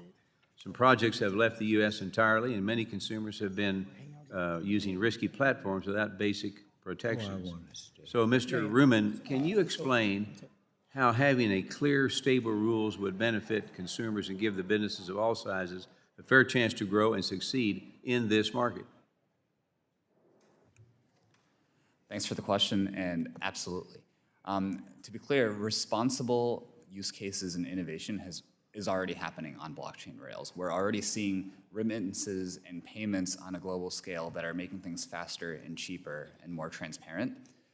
The problem has been is the institutional players and retail players and small businesses that want to follow the rules of the road and have a clear way to build a business and use this technology have not had that clarity. And that's what a bill like this will achieve, and that's why everyone wants rules and everyone wants to follow them. Clarity actually will spur innovation rather than skirting regulation. That's not the point of it. If we come back to the payroll point, the payroll on a blockchain isn't meant to not pay taxes or not go to Social Security. It's actually meant to make it more transparent and easier and faster and allow for more commerce. So we're standing ready. I think there's a huge wave of innovation that will happen upon clear rules of the road where there isn't confusion like in previous years. Thank you. Mr. Benham, in your testimony, you noted that the regulatory gap for non-security digital assets has left American consumers exposed to fraud, market manipulation, and conflicts of interest, all risks that traditional financial markets are well equipped to prevent through existing regulatory frameworks. Now, legislation like the Clarity Act is designed to close that gap by establishing a functional market culture or structure, tailored disclosure, and CFTC oversight of digital commodity spot markets. So, Mr. Benham, can you walk us through this legislation directly and how it enhances consumer protections by curbing fraud, improving transparency, and bringing unregulated platforms under the rule of law? Thanks, Congressman. As I've said before, the status quo is we have a pretty significant gap in regulation. And I know the SEC certainly has authority over security tokens, and I think those things are being figured out now to the extent there is authority with the agency. But as it relates to commodity tokens or non-security tokens, the CFTC doesn't have any authority. So we are living in a regulatory vacuum where conduct is happening and regulators are not overseeing it. The Clarity Act intends to bring a lot of the core principles, which I've mentioned a few times before, into the digital asset market space. So these core principles of regulation around registration, surveillance, data collection, settlement, making sure products are well regulated and not susceptible to fraud or manipulation. These were the types of things when I was chair we saw in our enforcement cases. And I often say, in my 4 years as chair, I think nearly 30 to 40% of the enforcement docket we had was crypto related in some. And I cannot emphasize enough to this committee how significant a number that is when you don't have jurisdiction or authority over a market and you're expending nearly 30% roughly of your enforcement personnel and allocation towards an area that's unregulated. So I think the Clarity Act takes a lot of steps towards bringing traditional market regulation from beginning to end into the digital asset space. It uses a lot of the legacy experiences we've had around market structure. Granted, this is a new and different digital or asset that it will require different ways of thinking. It uses those core principles as the model to bring digital assets into the regulatory fold and ultimately give regulators the transparency that we need in order to protect markets and, as you said, ultimately customers. Okay, I yield my time back. Thank you. The gentleman yields back. The gentleman from Massachusetts, Mr. Lynch, who's also the ranking member on the Subcommittee on Digital Assets, Financial Technology, and AI, is now recognized for 5 minutes. Thank you, Mr. Chairman, and the ranking member. Mr. Massa, there's been a pattern that exists in our most recent major financial crises in this country. We go back to the savings and loan crisis of the 80s. We had an idea within the thrift banking system of riskier activity among those thrifts. We had a political will here in Congress and at the White House that was, I think, cooperative with that risk-taking among some of our thrift institutions. Some say it was regulatory capture, some say it was just cooperation. But at the end of the day, the American taxpayer had to bail out the banks to the tune of about $100 billion, which was a lot of money back in the 80s. Then we fast forward to a time when I was here, 2008 financial crisis. We had speculative, volatile financial products, consolidated debt obligations. We had derivatives. And again, we had a complacent regulatory scheme among the Treasury, the Fed, the OCC, and as a result, we ended up with an even bigger bailout, $700 billion in top. I voted against it. I was here. Some members were here. But, and then more recently we've had Silicon Valley Bank. That was a major problem, and it was involving some of these crypto firms, very poor risk management on the part of Silicon Bank. But at the end of the day, the FDIC had to go in there and rescue that bank, and they did a forced sale to JP Morgan Chase. So, that was a bailout of the insured banking sector for these uninsured deposits. And now we have crypto, which is the most volatile asset class that we've considered to date. And we've got, since Trump took office, we've got, a very, there's been a complete reversal of the cautionary nature of banking with respect to crypto. So the FDIC, the Fed, the OCC have all canceled their cautionary guidance on crypto. So now we're going to have a meshing of crypto and banking and even pension funds. Now you see a lot of these state pension funds, major pension funds investing in crypto. So what I think is going to happen, my prediction here, is because of the asymmetry that's occurring in that regulatory framework. We've got ineffectual regulatory capacity right now. We're going to, and on top of all this, we've got huge political influence being purchased by crypto. Coming up here, spending $270 million in Congress, and then look what they're doing for the White House, right?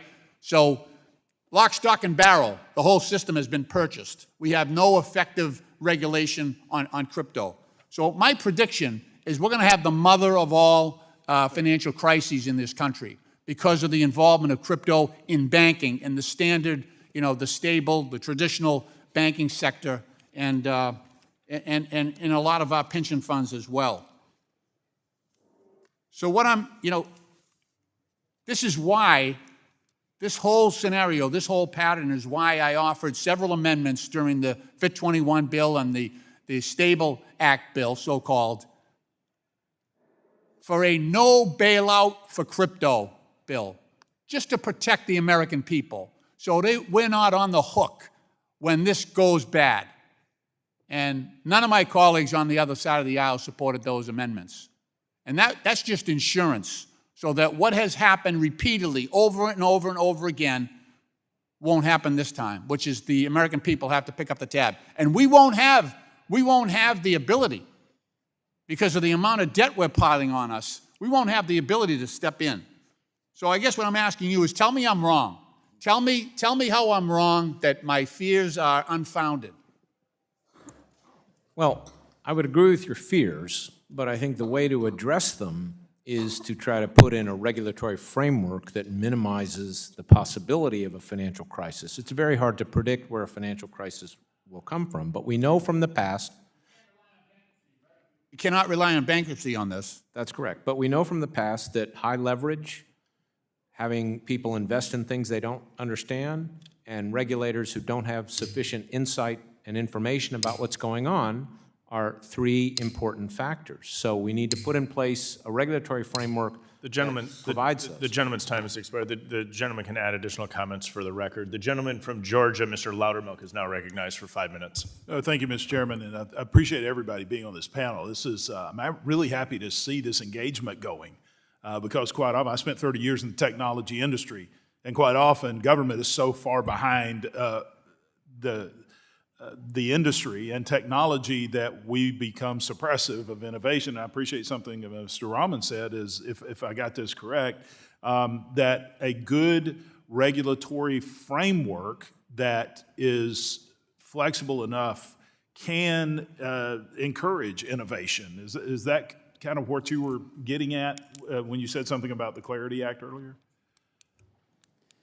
Thanks for your question, and that's exactly right. I think that this is a technology, along with, in this decade, we've been privileged to have two game-changing technologies. One's AI and one's blockchains that are all mature and ready for adoption. And these are technologies that are meant to improve innovation, create jobs, be economic drivers for the next decade, and reduce counterparty risk, reduce the things that caused previous financial crises by having things like transparent, open blockchains where you have minimized counterparty risk. So I think that for real institutional adoption, we've seen the tip of the iceberg of adoption, and it's been a lot, even in a regulatory, a bit of a regulatory fog. On Ethereum, you have $140 billion US dollars that are backed by treasuries that are helping be a buyer of US treasuries that are proliferated. All of this will 10x or 100x with clear rules of the road. All right, thank you. Like I said, we need to be encouraging innovation, because innovation helps everyone and gives access to markets and financial institutions and investments that may be otherwise kept out of certain areas of our economy. Mr. Roisman, Bitcoin is the most popular digital asset in the ecosystem. It's also one of the only digital assets that both the SEC and CFTC have agreed is a commodity. Under our current securities law, would it be possible for exchanges and other trading systems to list Bitcoin and a security alongside each other? I think you'd have to be both registered at the SEC or the CFTC. So dual. I think one of the things that the bill is trying to address is how can you have what I think the current chairman of the SEC has had, a super app, something where people can go and trade commodities, digital commodities, and securities. And I think that's the way consumers think about it. And I don't know if we really need to prevent that from happening. So I think it's a meaningful step. I also just want to add one point. Something that I think sometimes gets overlooked in the bill is the addition of innovation to the SEC's mission. I actually think that's a very valuable addition. It will require the regulator to take that into account when it's promulgating rules.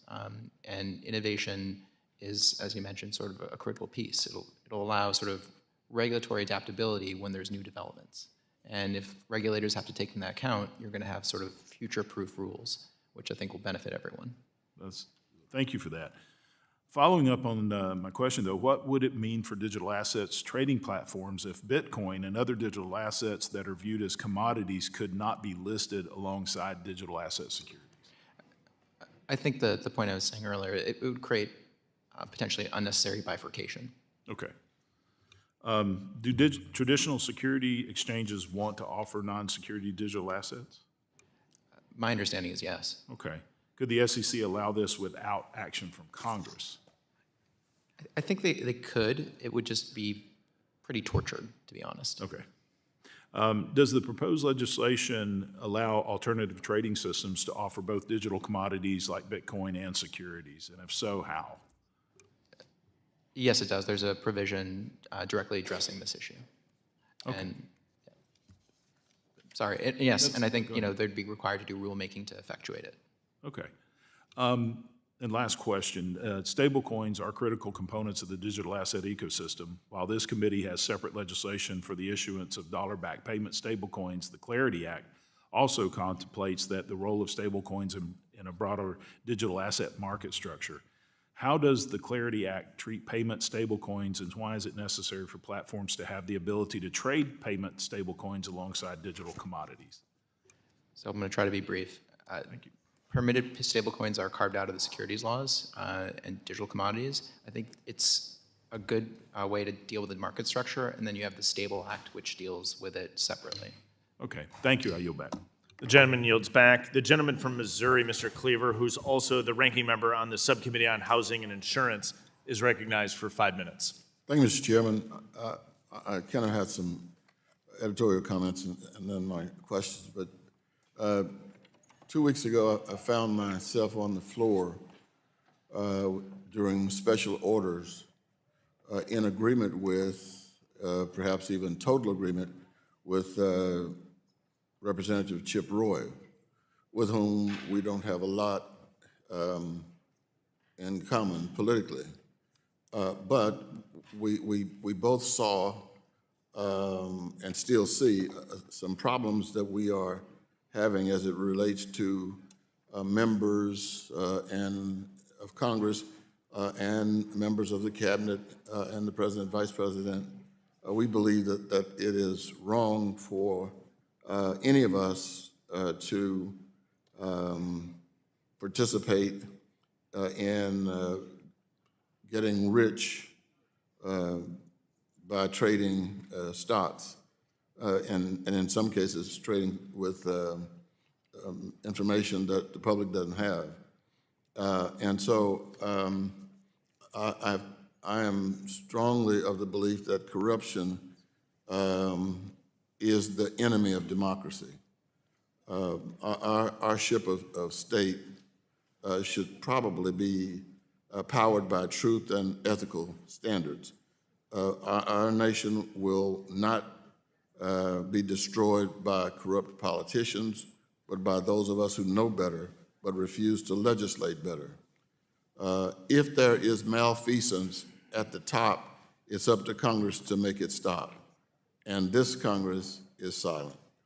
Now, I think this is absolutely necessary what we're doing, but we need to be serious and we don't need to be partisan. To all of you, based on testimony presented this morning, it is my understanding that the legislation under consideration today would help the United States unleash, quote, American innovation, unquote, which I take to include drastic increases in activity in the digital asset space, as well as possibly hundreds of or thousands of new entrants, among other benefits. Is that correct? I'll just start for moving from left to right. Is that correct? Apologies, is the question that this would spur innovation, sir? I missed the prelude. You missed? Yes. So then, as I just said, yes, that's correct. Yes, I do believe rules of the road will spur innovation. Congressman, I'm going to just caution that, most of my testimony is related around customer protections and this gap in regulation. I'm going to caution against opining about innovation because, I have not worked in an area, but I would trust those sitting around me to make an opinion about that. Yes, more good innovation is possible with better rules of the road. Well, Congressman, I would say two things. It's great to promote innovation, but we shouldn't pick winners and losers. And blockchain is a technology. It may get superseded by other technologies. We don't know. So we don't want to lock in a framework that supports one particular technology. Even decentralized blockchains are a subset of that technology. There's an argument that, maybe centralized blockchains are going to be better. The second thing I would say is what kind of innovation? If we don't do a complete framework, what we've seen to date is the innovation is going to things that a lot of them don't have a lot of social utility, like meme coins. Now, I'm not saying the government should decide what's of merit. That should be the market. But we need a framework that prevents the level of fraud, manipulation, and the lack of investor protection that we've seen to date. Well, if I can continue along those lines, does anything in the legislation that we are discussing right now provide the necessary support and financing for the CFTC to readily respond to the admitted market impact of this legislation, including monitoring a vast ecosystem of new technology and entrants for compliance with critical national security laws?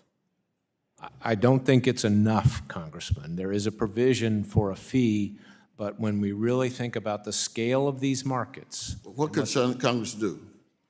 You should increase the budget authority. I mean, significantly, if you're going to give the CFTC the responsibilities to police this market on all those fronts. Absolutely. Thank you.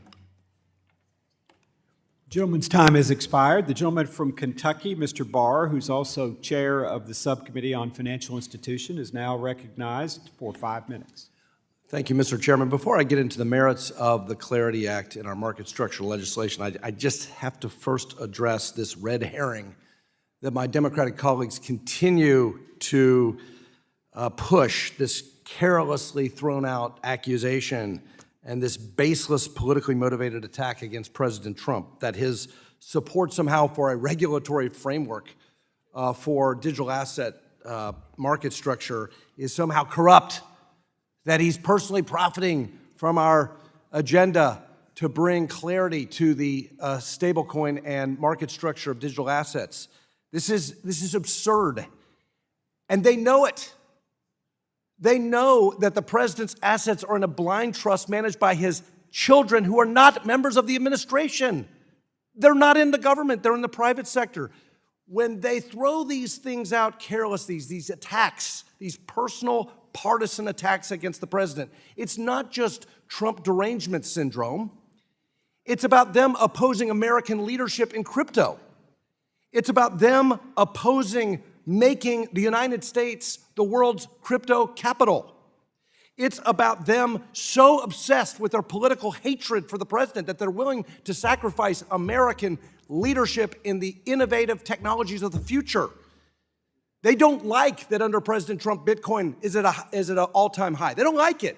They don't like that he is an innovative, successful capitalist who understands that if America is to lead, we need this agenda.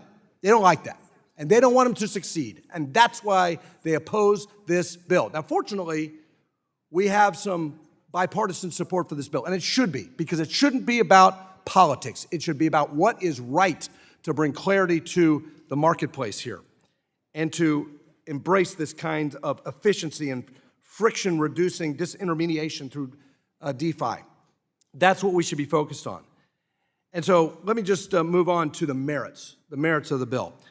So highly regulated institutions like banks have an important role to play in the digital asset market, providing scale for wider market adoption and bringing their risk management and financial resilience to bear as the market evolves. But under the U.S. capital framework, banks are not able to recognize risk-reducing benefits of positions that naturally offset each other. This drives up the cost of hedging and risk management and creates a competitive disadvantage for U.S. banks. Mr. Benham, do you agree that we should review our approach in U.S. capital rules to make sure we're not disincentivizing risk-reducing behavior and the use of bank intermediaries? Yeah, Congressman, thanks for the question. I do think, and obviously it depends on the asset, the underlying asset, right? And Mr. Lucas mentioned this earlier, if you're talking about Treasury cash markets and Treasury futures markets, there is a clear symmetry between those two assets. And I do think it is important for regulators to create incentives in terms of cost of capital so that you can have more participants, more liquidity in the market. A lot of that review is based on history of the volatility of the asset. So generally speaking, I support it, but caution against making sure that we're doing the right analysis from a regulatory perspective to ensure that the history dictates what the future may hold. I think banks do bring risk management and financial resilience to bear, and they need to be allowed to participate in this evolving innovation. Mr. Roisman, question for you on custody. Whether through SAB 121 or joint statements, the previous administration effectively prevented banks from engaging in the digital asset ecosystem. And while the regulators have taken several positive steps to remedy this approach under the Trump administration, the Clarity Act, I think, is very important because there are provisions in the bill that will cement banks' ability to responsibly engage with the technology in statute. Can you outline some of these provisions and describe the practical effect that they will have? Thank you for the question. I would say I'd have to look back at the legislation and get back to you, but I think it is important for Congress to weigh in on this because, to your point earlier, they're a critical part of any sort of infrastructure, and the rules shouldn't be set in place to prevent people from participating in this marketplace. Well, I applaud the chairman for his extraordinary leadership on this. Also, I want to thank our colleagues in the Agriculture Committee for contributing on the commodity definition piece, and I fully support this legislation to bring much-needed clarity. Don't be distracted by the politics on the other side. This is important, and thank goodness we do have a president who wants to bring leadership to the United States on crypto. Thank you. Wow. Go back. The gentleman yields back. The gentleman from California, Mr. Vargas, who is also the ranking member of the Task Force for Monetary Policy, is now recognized for 5 minutes. Mr. Vargas. Thank you very much, Mr. Chairman and Ranking Member, for holding this hearing. Especially, I want to thank the witnesses here today. Thank you very much. One of my colleagues earlier said, people who think this bill doesn't protect the public don't know the details of this bill. Well, here's the bill. It is 236 pages. The big, beautiful crypto bill. I doubt that any of my colleagues read all of it. A couple of them probably did, but most of them didn't. It's like the big, beautiful bill that we just passed. I voted against, all the Democrats did. And now all the Republicans say, I didn't know that was in it. I didn't know that was in it. I didn't know that was in it. If I had known, I'd voted against it. So anyway, I think the same thing is happening here, unfortunately. I think someone's going to say later on, that was a disgusting abomination. Just like we saw about that big, beautiful bill, I think they're going to say the same thing about this big, beautiful crypto bill. Now, Mr. Masad, I want to ask you, Mr. Chairman Masad, I want to ask you a personal question, if you don't mind. Where were you employed in 1990? I was employed at Cravath, Swain & Moore. So was I. I was a summer intern. And I was working with Max Schulman and Robert Jaffe, who I'm sure you're familiar with. Absolutely. I don't believe you were a partner at the time, were you? Not quite. I think you were a senior associate. I was. You were very scary, and that's why I'm going to be prejudiced in this question and not ask it to you, because we're all afraid of you, because you were very brilliant at the time. I'm sure you still are. But I see that there is another Cravath partner here. I actually chose not to go there. I did get an offer. I went to San Diego, to my hometown, and practiced law there for a while at a fine firm. Our little legal firms that were eaten up by bigger ones, but that's what happens in the legal field. So I'm going to ask the rest of you. Are any of you familiar with the Legal Tender Act of 1862? You just go ahead and answer, anybody that knows. There's a Cravath partner, for God's sakes, come on. You ought to know that one. I'm afraid I don't. What's that? I do not. You not. Anybody else? Okay. Professor, do you happen to know what that is? Well, I believe that was the law that created greenbacks, that created American dollars and tried to put an end to wildcat banking notes. I knew you would know. That's why I didn't want you to answer. That's exactly right? So that was the time that we authorized the issue, Congress did, of greenbacks, really demand notes that were redeemable for gold. Prior to that, what happened to paper money? We had individual banks essentially issuing notes, and people would take those and use them to purchase, and of course then they'd have to decide, were those notes really worth what they paid, and there were, And what happened after the Legal Tender Act of 1860 with the value of that paper money? The banknotes? Yeah. Well, they basically then started to go out of existence. That's I mean, right. It took a while. But The reason I ask this is I think there's a very similar situation that could happen here very easily. What were to happen if we had a central bank digital dollar? What would happen to all this crypto money? I think that's the big question here. I think probably they'd go to zero. Well, I guess I would say two things, Congressman. One, I don't think a lot of the crypto assets that are out there today will ever become a currency like Bitcoin. They're far too volatile in price. They're not backed by a government. But that is what the promise of it is. In other words, when you listen to the technologists, they say exactly that's why it's going to be beneficial. It, in fact, is going to be more efficient than cash. We heard that here with payroll and everything else. They don't talk about it as an asset class. They talk about it as a coin, as a value like money. And I think that's the problem. I don't think it's going to act that way. In fact, I think it's going to be just the opposite. That's why I think there's, on the other side, there's a fierce battle, so we never have a central bank digital coin, because I do think that all of these coins will go to zero. Well, there are issues with the CBDC, of course, as you know, in terms of should that really be the role of the Fed. I think you've got to distinguish stable coins from a lot of the other crypto. Stable coins that are actually pegged to the dollar.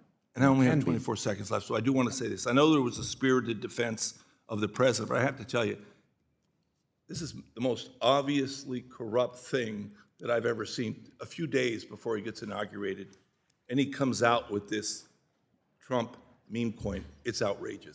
With that, I yield back. Gentleman yields back, and I now recognize myself for 5 minutes. I want to thank Chairman Hill and Ranking Member Waters for holding the hearing today, and I want to thank our witnesses for taking time to be with us. Mr. Benham, for several years, derivatives exchanges registered with the CFTC have listed derivatives contracts on Bitcoin and Ether for trading. Do you believe that the experience from CFTC's oversight of the digital commodity derivatives market will be helpful to the CFTC in exercising jurisdiction over the spot digital market as provided under the proposed legislation? Thanks, Congressman. Short answer is yes, and I think just quick elaboration is, and this goes across any commodity class, whether it's agriculture, energy, metals. The CFTC is tasked with obviously overseeing the markets and those specific products, but the agency must have a good understanding of the underlying commodity itself. So over the years, going back to when Chair Massad was in control and a few of the first enforcement cases were arising, the CFTC has learned a pretty sharp expertise in the space and has a pretty good understanding of the underlying market itself across different digital tokens. Thank you. And Chair Benham, regarding Section 109 of the Clarity Act, which pertains to international cooperations, I'd like to explore the safeguards the CFTC would likely implement when entering into information sharing arrangements with foreign regulatory authorities. Specifically, what measures would the CFTC take to ensure that sharing sensitive information with foreign regulators doesn't compromise U.S. national security or the proprietary business interest of digital asset companies? With any MOU or any engagement the agency has with a foreign regulator, it is very surgical and prescriptive in terms of who we're dealing with, who the agency is dealing with, what the existing relationship is between the CFTC and the non-U.S. agency, and ensuring that they have the appropriate system safeguards, cyber protections, data collection hardware and software that, if not matches the CFTC's, exceeds it as well. So there is quite a bit of due diligence done, and this is not unique to crypto at all. The agency, both the CFTC and the SEC, have been doing this for years, are very diligent about making sure the regulator across the ocean is doing what it needs to do to give the agency confidence that it can share information with another regulator. Thank you. The Clarity Act requires 4 joint rulemakings between the SEC and the CFTC in order to set up efficient and functioning digital commodity markets. Importantly, these joint rulemakings clearly delineate their respective responsibilities.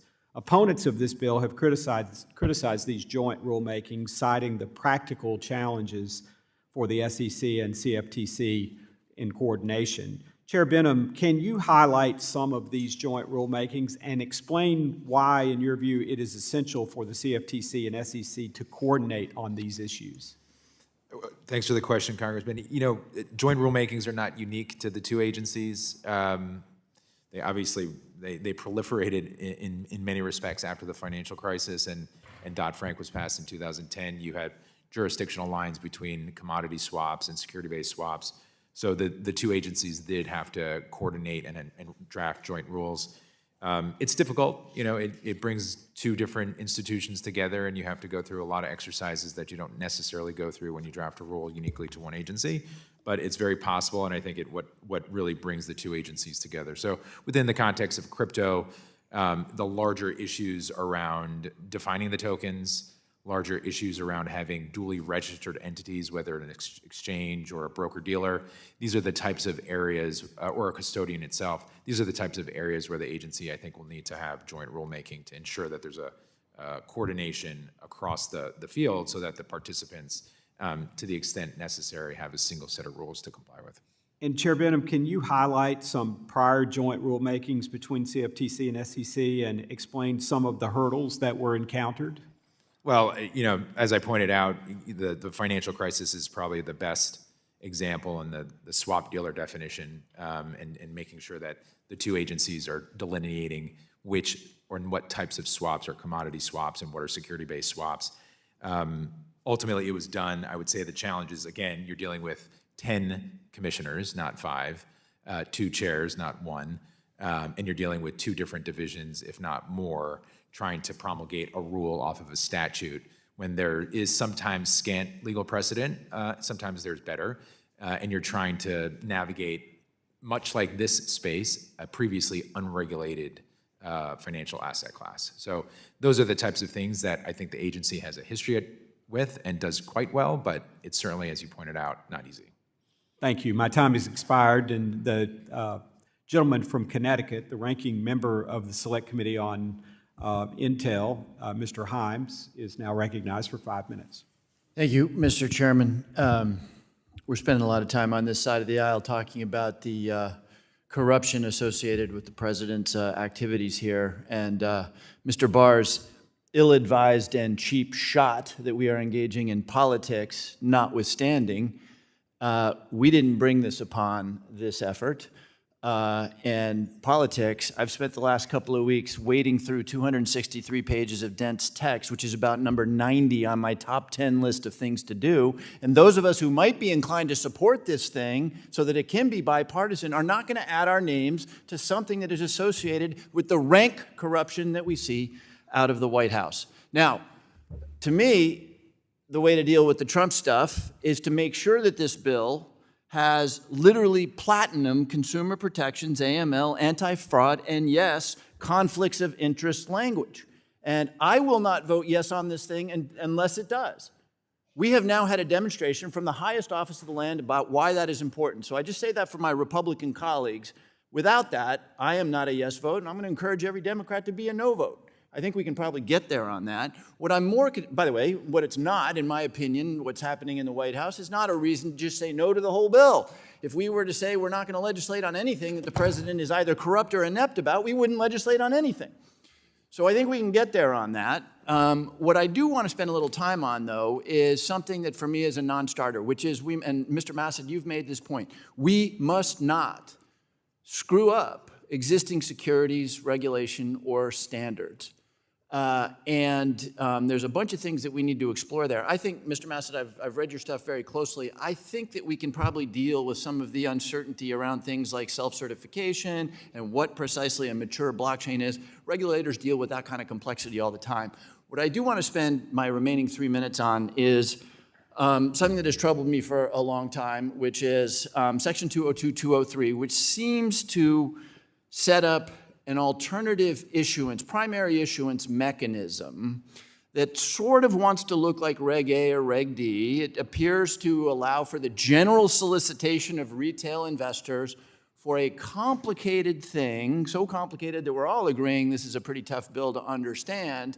So in my remaining 2 minutes and 30 seconds, Mr. Massett, I'd like you to take a minute of that, because I just don't see the logic for 202, and I see how Cravath Partners will go to town on this thing. So I'd like a minute from you, Mr. Massett, on why this is a scary proposition, 202 and 203, and the exemption. I think it's creates an exemption, basically, of the Securities Issuance Act. And then I do want to leave a minute for the rest of the panel to tell me why this new weird Reg A, Reg D-like exclusion is a good idea, given my concerns here. Mr. Massett. Sure. Thank you, Congressman. Yeah, this is an exemption for capital raising transactions related to a mature blockchain system. And, the question is, why is this needed? We want people to raise money for this, but the question is, can we just address that through perhaps looking at disclosure requirements? Maybe those need to be customized a bit because you're raising money for something that wouldn't necessarily meet all the requirements that we would expect of other types of businesses. But to create this entirely new exception with all the definitions, I think is very problematic. And again, Commissioner Hester Peirce herself has said that. She's pointed out in the context, because this really came from her safe harbor idea, and she said 2 weeks ago at SEC Speak, she talked about the fact that this type of an exception, she wasn't referring specifically to the Clarity Act, but she was saying this type of exception can be abused. Companies that aren't really trying to develop mature blockchains could use it for that. So when you say, and I listened to you carefully, when you say that the danger here, which I think is true, this is complex enough that Cravath and Sullivan and Cromwell and all these other very, very smart, highly paid lawyers, this is sort of the tunnel through which they will drive through to create an arbitrage. This is what they get paid for. Right. So in my last 30 seconds, I'm going to ask the panel, why in the world here would we create a weird Reg A, Reg D, 144A-like thing? Why don't we just strike that? Is there a good reason to have that in there? Panel? Congressman, I'll just add, in my written statement, I said we need to preserve existing laws. So I do agree with you as you comb through this bill, although I do believe status quo is not sustainable and something needs to get done. Whatever efforts are made need to preserve existing law. Agree. So does anybody on the panel, I've got 4 seconds, thank you, I totally agree. Does anybody on the panel have an objection to the removal of Section 202? We'd invite you to answer that question in writing for the chairman, for the ranking member of the Intelligence Committee. Time has expired. The gentleman from Ohio is recognized, Mr. Davidson, who's the chair of our subcommittee on national security. You're recognized for 5 minutes. Thank you, Chairman, and I want to thank my colleagues and staff for the work that really years of effort to bring this bill, to where it is today. I won't say it's a perfect bill. I do think it's essential that the section Mr. Himes referenced stays in the bill. Because when you launch something and you know it's not a security and you know it's not a commodity, you need to have some clear path that it is what it is. We're trying to define it, and a bright line test has been the core thing. We somehow imagine that the Howey test is even adequate for the securities market, but it's not even a law. It's from a court case back in the 50s. So we haven't really applied that to digital assets. And it's led to interpretive art. It's like looking at modern art, splatters on a painting and drawing conclusions about it. Of course people are going to have different conclusions. That's why one of the core things we do here, we tried to do back in 2018 with the Token Taxonomy Act. It still hasn't been done to define very clearly, is something a security, is it a commodity, or is it something else? And this bill makes great progress towards doing that. And when it isn't a security or a commodity, it needs to be clear that you have a path to launch. So otherwise, it's not going to attract any capital formation. You're just going to keep seeing capital stacks wiped out because there's no clarity that some Gary Gensler type figure is going to come along and just wreck the whole capital stack. So you have to have that. But the other thing you have to have is self-custody. Because if you look at the Bitcoin white paper, or even in the abstract, part of the core premise is that you have a permissionless system. So you do need things that can be conveyed. You don't get disintermediation. You can't have DeFi without the decentralized part. So people maybe even some people who say they want to support the bill, their only reason to support it in some cases is to try to keep this account-based. And honestly, the entire industry isn't even that interesting if it just becomes account-based. So, I just wonder if, Ms. Minarek, if you could address the essential nature of disintermediation and self-custody. Thank you so much for the question, Congressman. I completely agree that self-custody is a critical piece to protect in any market structure legislation, or frankly, any legislation at all. There are an enormous number of Americans who are shut out or underserved by the traditional financial system, and self-custody technology is a safe digital way that checks those deficiencies of that system. If you are shut out of the banking system, we now have self-custody technology so you can safely and digitally store your own assets without having a bank approve of you. We should allow that technology to exist for every American. Yeah, I mean, it's essentially the FTX people that were most protected were the ones that used the platform but had self-custody. They had control of their property, right? Yes. So it is a true consumer protection in that sense, too. Mr. Roisman, for years now, I've been advocating for this bright line test, and I just wonder if you could pick up on, how important the bright line test that we've tried to set out in this Clarity Act is for the market. Yeah, thank you, Congressman, and for your leadership in this area. I think, Commissioner Peirce talked about this most recently, which is a fundamental question which people continually grapple with is, how do you separate the token that's subject to an investment contract from being an investment contract, right? Investment contract, security, tokens often not securities. And so what I think is, very well intentioned and thoughtful in the bill is the concept that, a digital asset cannot be a security because, for example, it has a use case on the blockchain or access rights or a tool. So it tackles this issue head on. I think, it seems clear to me that this has been the product of a lot of input from members and staff and also from the SEC and the CFTC. I think that as, the bill progresses, you should continue to consult with them to make sure that it captures adequately what you're entailing it to mean. Yeah, thank you for that. And I think, one area that we don't talk to, because a lot of the public sees anything digital asset related and they fear central bank digital currency. And I think they're right to be cautious and say, hey, let's make sure this doesn't turn into a gateway drug or some Trojan horse to be able to deliver something people clearly don't want. And I don't think there's a bigger opponent of central bank digital currency anywhere than me. I don't think it would hurt to put a reference to nothing in this bill will enable or permit or otherwise, facilitate the adoption of a central bank digital currency. So I hope we do all that and more in the future, and I just thank everyone for their work on it. The gentleman's time has expired. The gentleman from Ohio, Ms. Beatty, the ranking member of our National Security Subcommittee, is recognized for 5 minutes. Thank you, Mr. Chairman and ranking member, and to our witnesses, thank you for being here today. As you can probably tell from the range of questions that you've been getting from our members, it's important that we have the chance to engage with industry experts as yourself before advancing legislation that will establish a whole regulatory framework for a category of financial assets that will impact millions of Americans. And certainly this is a learning experience with us today as I reflect back on my colleague, Mr. Himes' questions to Mr. Davidson's questions. So, Mr. Massad, I am a strong believer in responsible innovation, whereby we support the growth and evolution of innovative technologies, while we're also maintaining strong guardrails that would protect investors and the integrity of our financial system. So I believe we can do both.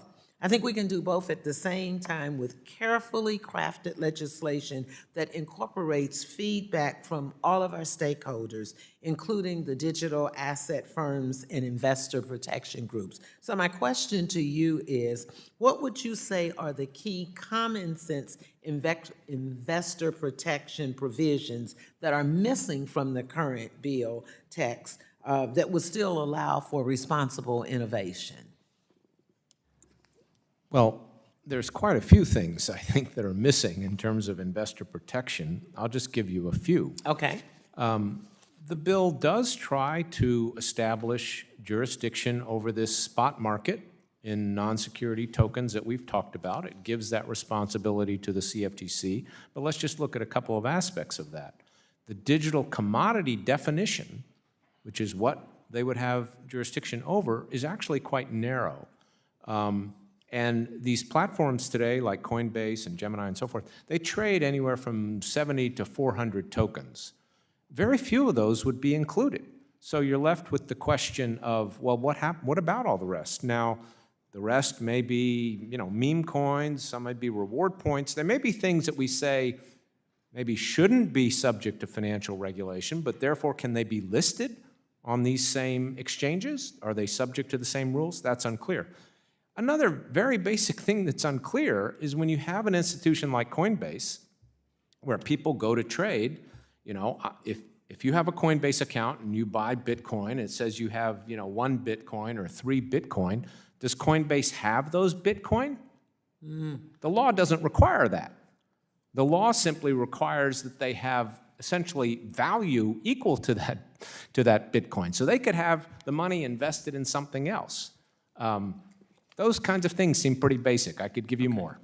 Well, let me say thank you. So as I'm trying to go through this, it wasn't that I didn't miss it. It was that it wasn't in there or it wasn't in there. It's a very complicated bill, Congressman, and therefore it's very hard to see what's missing and what's not missing, and also how these provisions interrelate. And, Congressman Himes asked the question about this special exemption. Right. There's a lot of things that would undermine, on the one hand, we're trying to protect people investing in crypto, but on the other hand, we're doing things that may undermine protections in our traditional securities markets. And see, I see that as our role, to provide those protections. I also am the ranking on illicit financing, and so I won't have enough time probably to get to the other members on that. But I think as important as this is, when you have a document like this, and I don't know if my colleague, we were discussing it up here with Mr. Foster and Mr. Vargas, how many of my folks on the other side have actually read this and analyzed this? I'm just getting this.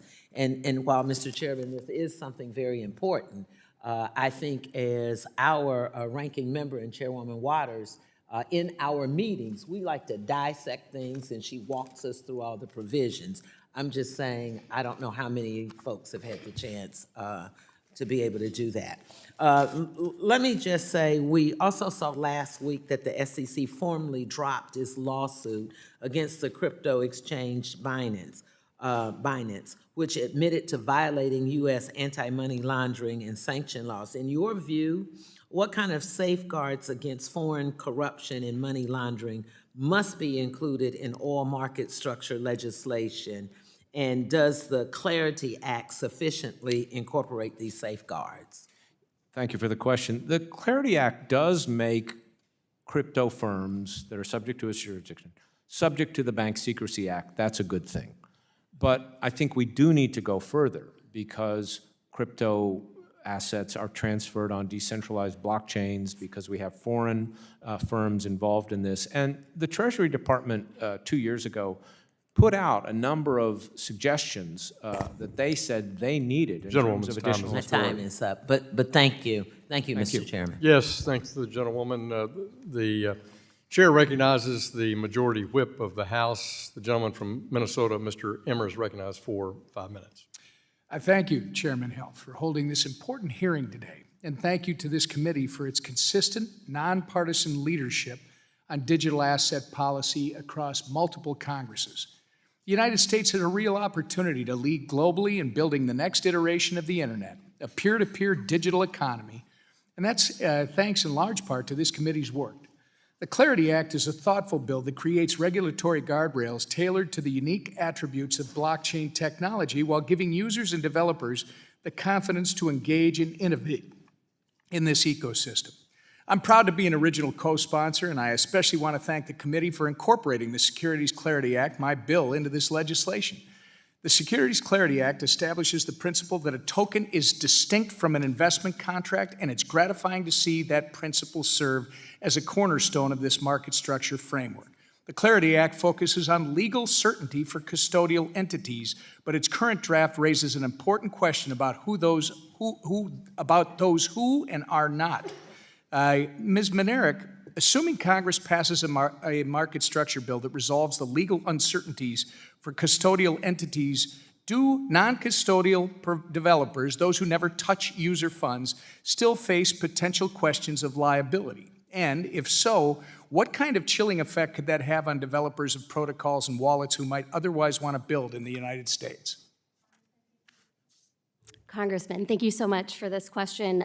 Companies for decades and decades, but now much more recently, software developers who never take custody or control of user assets have always been outside of the regime, the money transmitter regime, and that's for a good reason. That regime originally came from the states decades and decades ago to address the risks of a customer handing their own money to a third party who may then take days to deliver that money to the recipient. Those risks obviously do not exist if that money owner never is handing off custody or control of their money to someone else. FinCEN issued guidance in 2019 that confirmed these principles for DeFi specifically, but recently, even though the law has been well established for so long, and despite FinCEN's 2019 guidance, we have seen some attempts to stretch existing money transmission laws to capture software developers of non-custodial technology. So there is still a risk, and it is a profound threat and has a deep chilling effect on software development today. Thank you. In your written testimony, you highlighted the Blockchain Regulatory Certainty Act, a bill I introduced with Mr. Torres recently.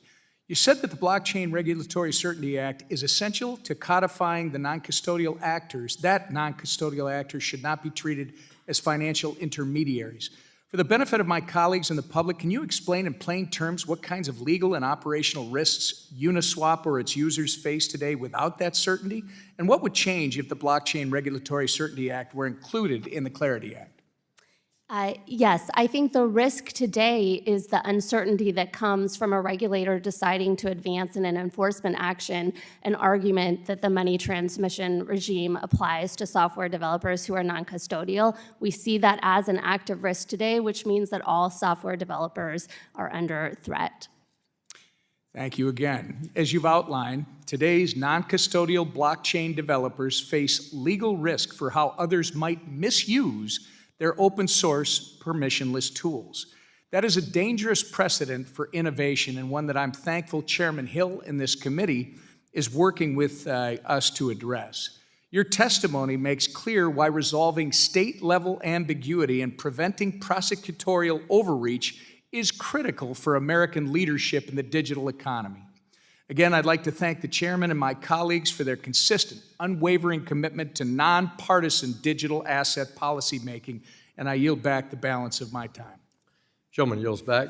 Chair recognizes the gentleman from Illinois, the vice-ranking member of the full committee, Mr. Caston, for 5 minutes.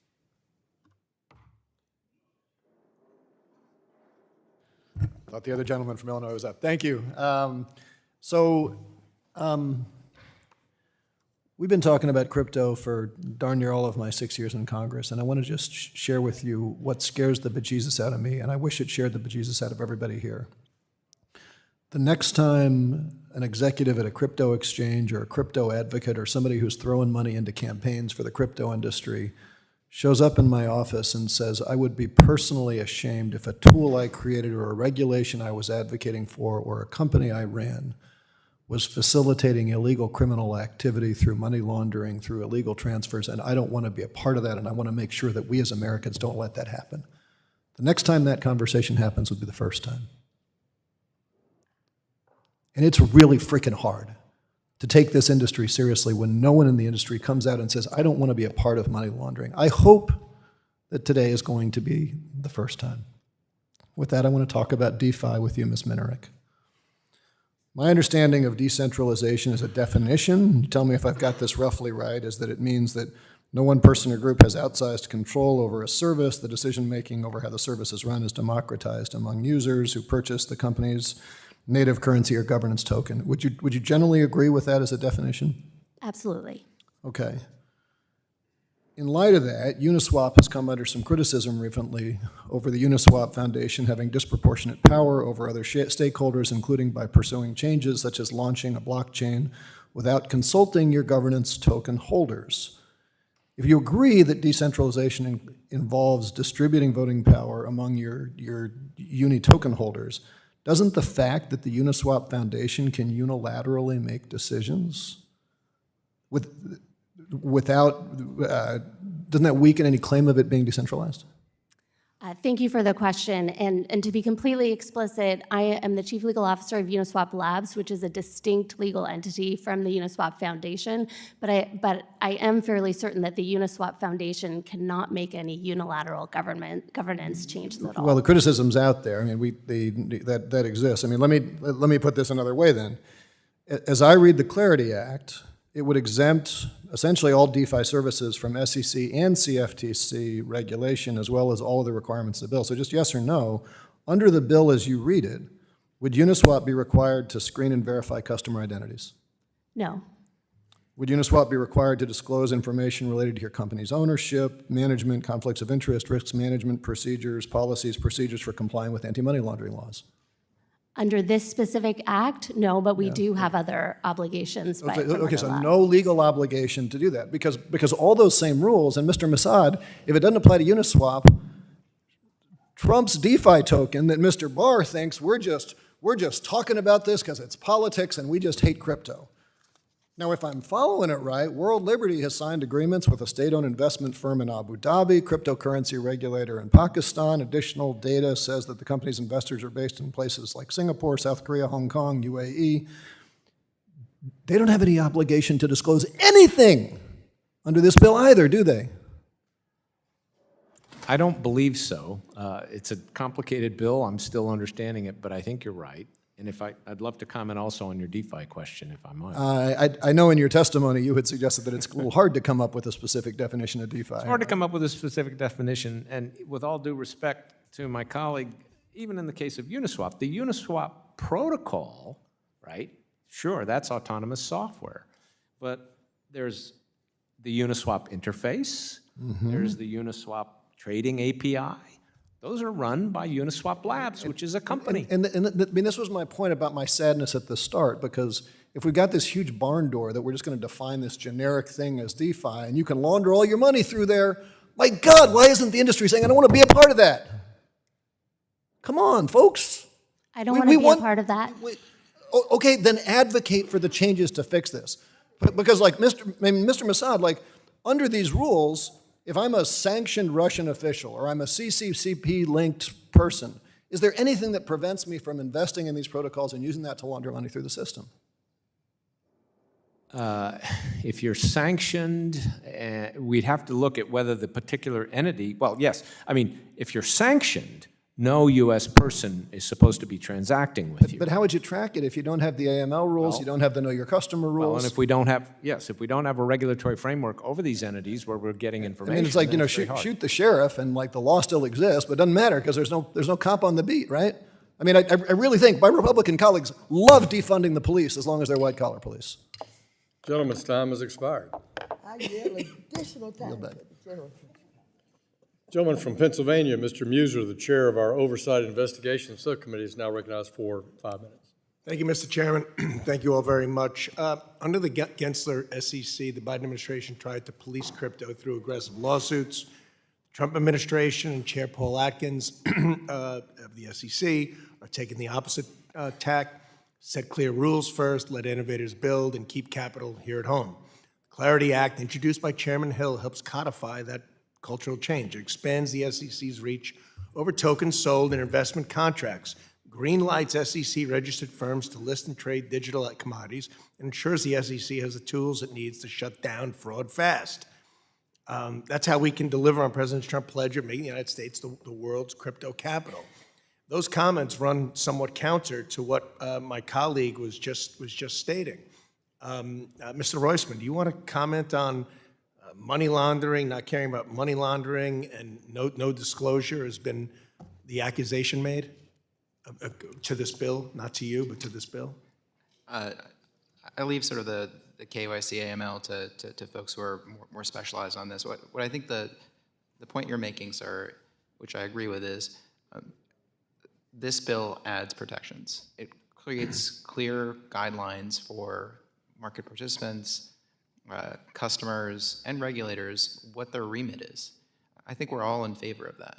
I think there's differences of opinion across the spectrum here of whether there's robust enough investor protections or that it covers everything under the sun. But I think universally everyone agrees that there is a need for better delineation between the two agencies. Agreed. That's why we're doing it, right? Ms. Marinak, do you agree with that? Or what are your thoughts on that?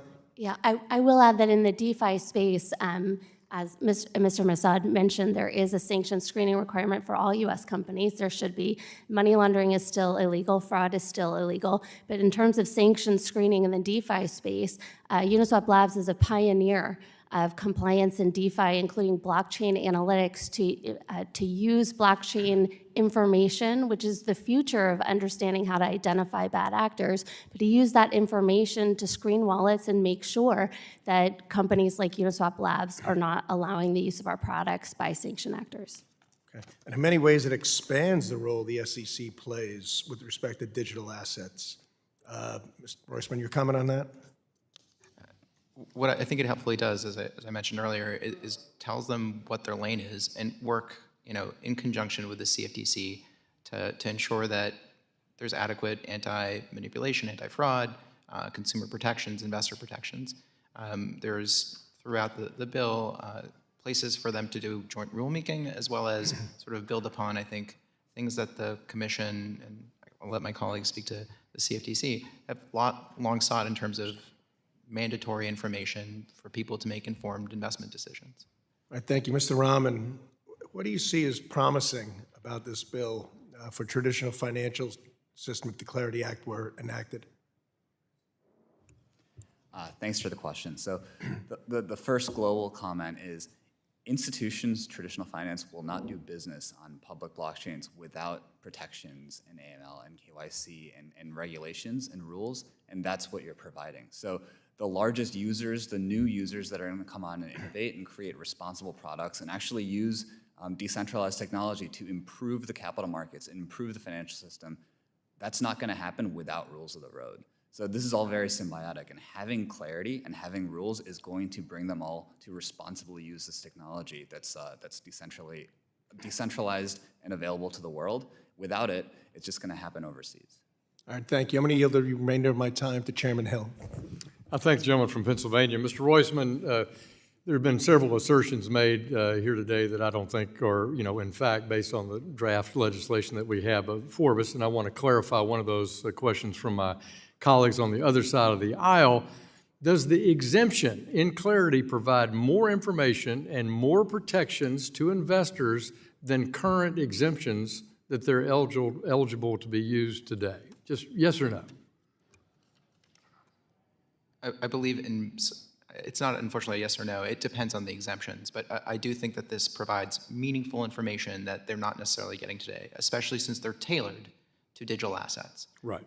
That's the fit-for-purpose nature of all this work, and I'd say in Fit 21, we also had broad disclosure requirements, protections in an exemption in that bill too that we had 71 Democrats support. So we believe this bill is more robust on AML, BSA, disclosure requirements, and how the exemption would work. I thank the gentleman from Pennsylvania. Will the gentleman yield? Will the gentleman yield? Gentleman's time has expired. The gentleman from Illinois, Mr. Foster, the ranking member of the Subcommittee on Financial Institutions, recognized for 5 minutes. Thank you, Mr. Chair, and to our witnesses.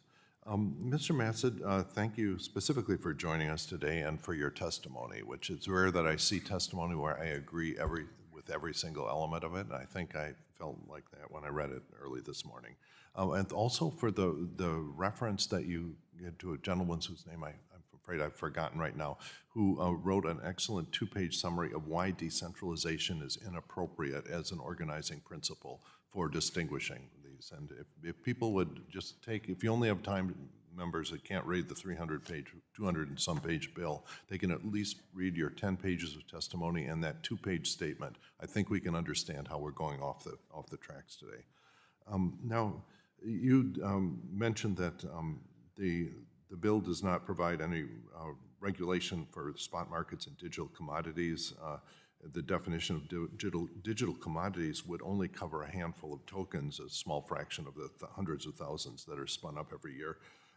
Now, I also noticed the draft of this bill includes a new exemption for digital collectibles. The reason this caught my eye is that in February, the SEC Division of Corporation Finance put out a statement saying that the SEC does not consider meme coins to be securities, but rather they're akin to collectibles. Okay, so we have the SEC, we have this bill saying that collectibles are, are not regulated, and then the SEC saying meme coins are collectibles. So it seems like the chain of logic here would deregulate meme coins completely. Am I missing something there? No, I think you're correct. The digital commodity definition, which is defining the things that would be subject to the CFTC's oversight, excludes those collectibles, which would mean meme coins, and I think it excludes a number of other things. And when you look at the number of tokens traded on these big platforms like Coinbase, it really is in the hundreds. And of course, there's 600,000 tokens, being created all the time. So the question is, what about those others? Now, you could say that, well, they're not really financial instruments, but people are getting defrauded. There's pump and dump schemes. We need to do something about it, even if it's not going to be under the CFTC. These are not small things. I mean, Dogecoin has a market cap of like 30 billion, correct, depending on what time of day you look at it. And President Trump's meme coin has generated more than $350 million of fees from unknown investors. And I take it they really are unknown. Ms. Merrick, I did that right. Can you give me a name, or can anyone give me a name of all the early investors who appeared to front-run Trump's meme coin things? No, Congressman. No, okay, that's what I wanted to know. So you cannot trace really important names here. And that would be essential for any regulator to understand if something unfair, some fraud on the market was being perpetrated here. So I guess that's one. Mr. Bayman, in your testimony, you argued that Congress should provide comprehensive authority for anti-money laundering, know your customer, and also a customer identification program to make markets for digital assets safer and less vulnerable for terrorist organizations and other illicit activity. This is something I've long advocated for, and it breaks my heart that we haven't done something on that earlier when you consider that North Korea now has nuclear missiles that can threaten every one of us with dying from a nuclear blast, and funded almost entirely with crypto. And this is something that did not have to happen, but it's a choice that we unfortunately have made. Now, anonymous parties are very difficult to hold accountable for this. And in what you'd advocated in your testimony, these real know your customer rules and so on, is that compatible in any way with anonymous self-hosted wallets, or are these really just separate visions for how we could let things proceed? Congressman, thanks for the question. In my experience, the CFTC had pretty limited authority around AML, not so much KYC, and then CIP, I think I would put on par with AML, and we often had to work with Treasury when we were bringing an enforcement case. And in terms of the non-hosted wallets, there are different functions to non-hosted wallets. There are certain benefits for it, and I do think, as was stated earlier, if you think about the FTX example, that is an example where someone who had a non-hosted wallet was able to preserve some capital. But given my former role in thinking about the risks associated with anonymity in this space, it is absolutely important that we have as much transparency as possible. Gentleman's time has expired. Thank you. Gentleman from Wisconsin, Mr. Stile, the chair of the Subcommittee on Digital Assets, Financial Technology, and Artificial Intelligence, recognized for 5 minutes. Thank you very much, Mr. Chairman. Thanks for bringing us together today to discuss the Clarity Act, absolutely essential legislation. I hear some of the arguments from the left, but in particular, I think the fallacy of one of the arguments that we're hearing is if we put our heads in the sand and maintain the current state of affairs, that that's somehow a good thing. I would argue that if we actually want to protect consumers, we want to avoid an FTX, if we want to address the meme coins that were brought onto us by Gary Gensler and the Biden administration, now's the time to come with thoughtful ideas, and I think the Clarity Act addresses a lot of the concerns. I also hear a lot of arguments by those on the left with the Trump derangement syndrome that we see, but I don't hear any critiques of Hunter Biden's art or the devaluation of that we've seen since President Biden's left office. Let's dig into the bill, because the context of this bill is a really good bill to move us forward at a period of time where we can unleash digital assets here in the United States. Mr. Massad referenced joint rulemaking. The bill does that, in particular for key definitions in transactions that involve trading digital commodities as a security. Capital raising frameworks consistent with U.S. securities laws. It requires robust disclosures and rigorous obligations, in particular for insiders.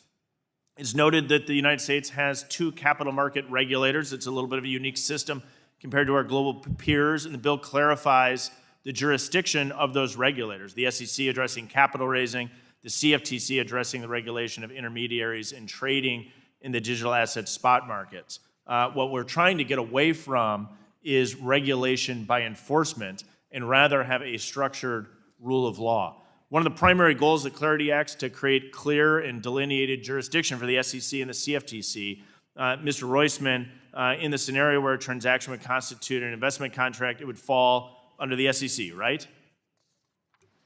Yes. And so, Mr. Benham, under the Clarity Act, which market regulator would oversee trading of the digital asset commodities? CFTC. Exactly. And so the United States is noted has this unique dual structure, but the Clarity Act actually gives clarity as to who is regulating in this space. I think that is a really helpful and important point. I want to continue with you, if I can, Mr. Rahman. Decentralization. The ultimate goal of the Digital Asset Project is to achieve decentralization where no single person or group of people controls the underlying network. It's my hope that this legislation will encourage projects to reach that goal. So, Mr. Rahman, as you know, a key component of achieving decentralization is cultivating a broad community of adopters who contribute to the ecosystem and use the digital assets that power these networks. In your view, how important is it for projects to make end-user distributions and allow retail participants to take part in capital raises? Thank you for the question, and I think this is one of the core opportunities of blockchains like Ethereum, which is giving open access to the whole world to participate. This is about retail and consumers sharing the upside, not just having tightly controlled distributions, the current way of, for example, using VCs. And it's important for the entire ecosystem, right? The entire ecosystem. And in your opinion, does the Clarity Act protect retail investors who participate in digital asset capital raises, which you just referenced is so important? I think it gives much needed clarity for that, yes. Thank you. Let me jump to the DeFi side, if I can. The Clarity Act continues or creates new registration categories at the CFTC for centralized intermediaries such as exchanges, brokers, and dealers. The risks of these entities pose are well understood, and our regulators have decades of experience addressing those risks and protecting consumers. So, Ms. Minarak, if I can, would you agree that no single person or group of people control Uniswap protocol? Because this is a little bit of the dialogue that was going on moments ago with my colleague. Yes, Congressman. And given that, would it make sense to subject the protocol itself to a regulatory framework designed for centralized intermediaries? Absolutely not. So let's now look at what the EU did, their framework, in other international regimes. So let's look at the EU framework that carved out decentralized finance, DeFi, from the regulatory regimes intended for centralized entities. Is that what the European Union did? Yes, that's exactly what they did. And I think it's important to know that that's essential to make sure that DeFi is operating and working in the United States. I think the Clarity Act provides significant clarification and is a huge step forward. I thank you for your leadership, Mr. Chairman. I yield back. Gentleman yields back. The gentlewoman from Texas, Ms. Garcia, is recognized for 5 minutes. Thank you, Mr. Chairman, and thank you for convening this hearing. This is not the first time that we're sitting here talking about cryptocurrency. It's the new shiny product, and it could expand financial inclusion and bring digital assets to historically underbanked communities like my district. But as we debate how to best regulate cryptocurrencies, we've completely left all those people behind. They're not part of the conversation. Folks in my district are worried about where to find their next meal, especially as my Republican colleagues slash the SNAP program, Medicaid, and other necessary programs in the one big ugly bill they rammed through the House 2 weeks ago. Now apparently they want to ram a one big ugly crypto bill this week. Meanwhile, investors are getting scammed out of their hard-earned money with meme coins and unstable markets. I think we should just rename this, instead of the Clarity Bill, the Calamity Bill. Because just last week, we saw the millionaire holders of Trump's meme coin went to a dinner where, even though they paid millions, quote, the food sucked. They are buying favors with two-bit scams. This dinner makes it clear that regulators aren't able to regulate cryptocurrency. As Mr. Himes noted, the crypto bills are recklessly being pushed through Congress only to serve to legitimize these crypto scams and lack critical investor protections. It makes it easier to defraud hardworking Americans' savings for retirement, a home, or college. In fact, since Trump took office, regulators have rescinded regulations and dropped critical enforcements. Most recently, the SEC officially dropped its lawsuit against Binance, a major crypto exchange that admitted to violating U.S. anti-money laundering and sanction laws. Mr. Mossad, in your opinion, does this bill address that anti-money laundering? Thank you, Congressman, for the question. I don't think it does sufficiently. It does provide that certain crypto firms would be subject to the Bank Secrecy Act, which is a good thing. But one of the challenges with crypto is that these assets can be transferred without going through an intermediary. Right, we've discussed that, but do you think it adequately addresses it? No, I do not. Okay. I think the Treasury Department 2 years ago requested more authority to address that sort of thing, and I don't see that in this bill. Well, this Calamity Bill also includes a section that requires a study that identifies digital commodity registrants owned by foreign adversaries. This is extremely concerning. Isn't this almost admitting that foreign adversaries are already using the crypto? Well, foreign adversaries are certainly using crypto. We've seen North Korea hack various crypto protocols, various exchanges. We've seen Russian smugglers use stablecoins to buy Do you think weapons. this legislation addresses any of these national security Well, again, gaps? not sufficiently. I think, again, what we need to do is really give the Treasury Department more authority with respect to crypto generally. A number of proposals were made a couple of years ago. I think those could be included in here.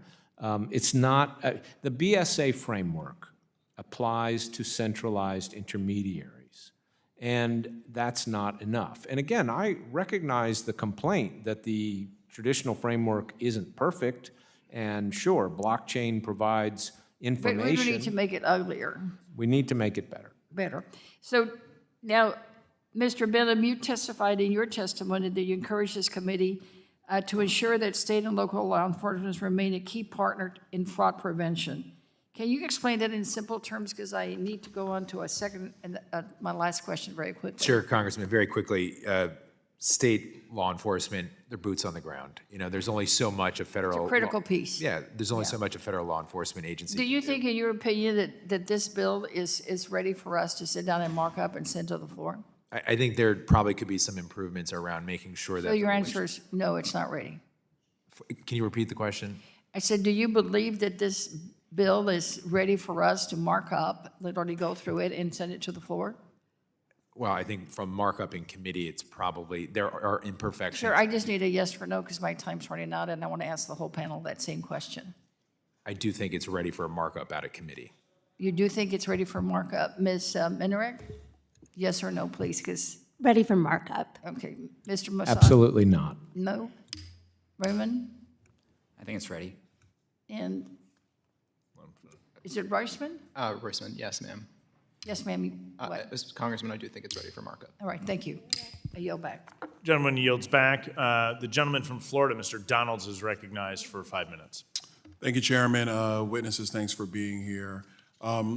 We have been going through this conversation around digital assets and really the regulatory environment for quite some time on Capitol Hill. And one thing is clear, that this industry is growing, that more people, not just Americans, but more people around the globe are choosing to engage in it. And what is stopping the flourishing of that industry in the United States in a sound marketplace is Capitol Hill.